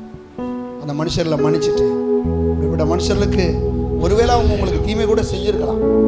ஆனால் நாம் தீமை செய்யாமல் அவர்கள் நன்மை செய்யும்படி நாடுவோம். நான் சொல்கிறேங்க, அவங்க ஒருவேளை உங்களுக்கு தீமை செய்யும்படி எத்தனை காரியங்களை செஞ்சாலும் நம்முடைய தேவன் ஒரு நாள் நம்முடைய வாழ்க்கையில் தீமை அனுமதிக்க மாட்டார். நன்மை மட்டும் செய்ய வல்லவராக இருக்கிறார். ஸ்தோத்திரம். ஜெபிப்போம். பரலோக பிதாவே, உம்மை துதிக்கிறோம், உமக்கு நன்றி செலுத்துகிறோம். ஆண்டவரே, தீமைக்கு தீமை செய்யாதபடி நன்மை செய்யும்படியாகவும் எல்லா மனுஷருக்கும் முன்பாகவும் நாங்கள் யோக்கியமானவைகளை செய்யும்படி நாடு ஆவியானவரே நாங்கள் நடந்து கொள்ளும்படி எங்கள் ஒவ்வொருவருக்கு உதவி செய்வீராக. அன்னைக்கு தாவீது தன்னை எதிர்த்து வந்த சவுலுக்கு கொலை செய்யும்படி வந்த சவுலுக்கு அவன் அன்பையும் தயவும் பாராட்டினது போல இந்த நாட்களில் நாங்கள் கூட அப்படிப்பட்ட அன்பையும் தயவும் பாராட்டும்படி ஆண்டவராய் இயேசு ஒரு அன்பை காண்பித்தது போல, ஸ்தேவான் அன்பை காண்பித்தது போல, ஆதி பக்தர்களாக தங்களை எதிர்த்து வந்த மக்களுக்கு அன்பை காண்பித்தது போல இந்த நாட்களிலே ஆண்டவரே, எங்களுக்கு விரோதமாய் எழும்புகிற எல்லா மனுஷன் மத்தியிலையும் கூட அன்பை காண்பிக்கும்படி, அந்த மக்கள்லாம் எங்களோட சமானமாகும்படி தேவ அன்பை காட்டும்படி ஆவியானவரே உதவி செய்வீராக. குறிப்பாக அந்த நாளில் நம்முடைய மக்கள் எல்லாரையும் ஆசீர்வதியும், எங்களை ஒவ்வொருவரையும் நீர் பாதுகாத்துக் கொள்ளும் அப்பா. சகல நன்மையினாலும் நிரப்பும். என் பிள்ளைகள் செய்கிற தொழில்களை, வியாபாரங்களை, விவசாயங்கள், ஆடு மாடு எல்லாவற்றையும் ஆசீர்வதித்திருளும். இயேசுவின் நாமத்தில் ஜெபிக்கிறோம் பிதாவே, ஆமென். நம்முடைய கர்த்தராகிய இயேசு கிறிஸ்துவின் கிருபையும் பிதாவாகிய தேவனுடைய அன்பும் பரிசுத்த ஆவியானவருடைய ஐக்கியமும் இப்பொழுதும் எப்பொழுதும் நம்மோடு கூட இருப்பதாக. ஆமென். இயேசு ராஜாவுக்கே ஜெய். இயேசு ராஜாவுக்கே ஜெய். இயேசு ராஜாவுக்கே ஜெய். கர்த்தர் உங்களை ஆசீர்வதிப்பார்.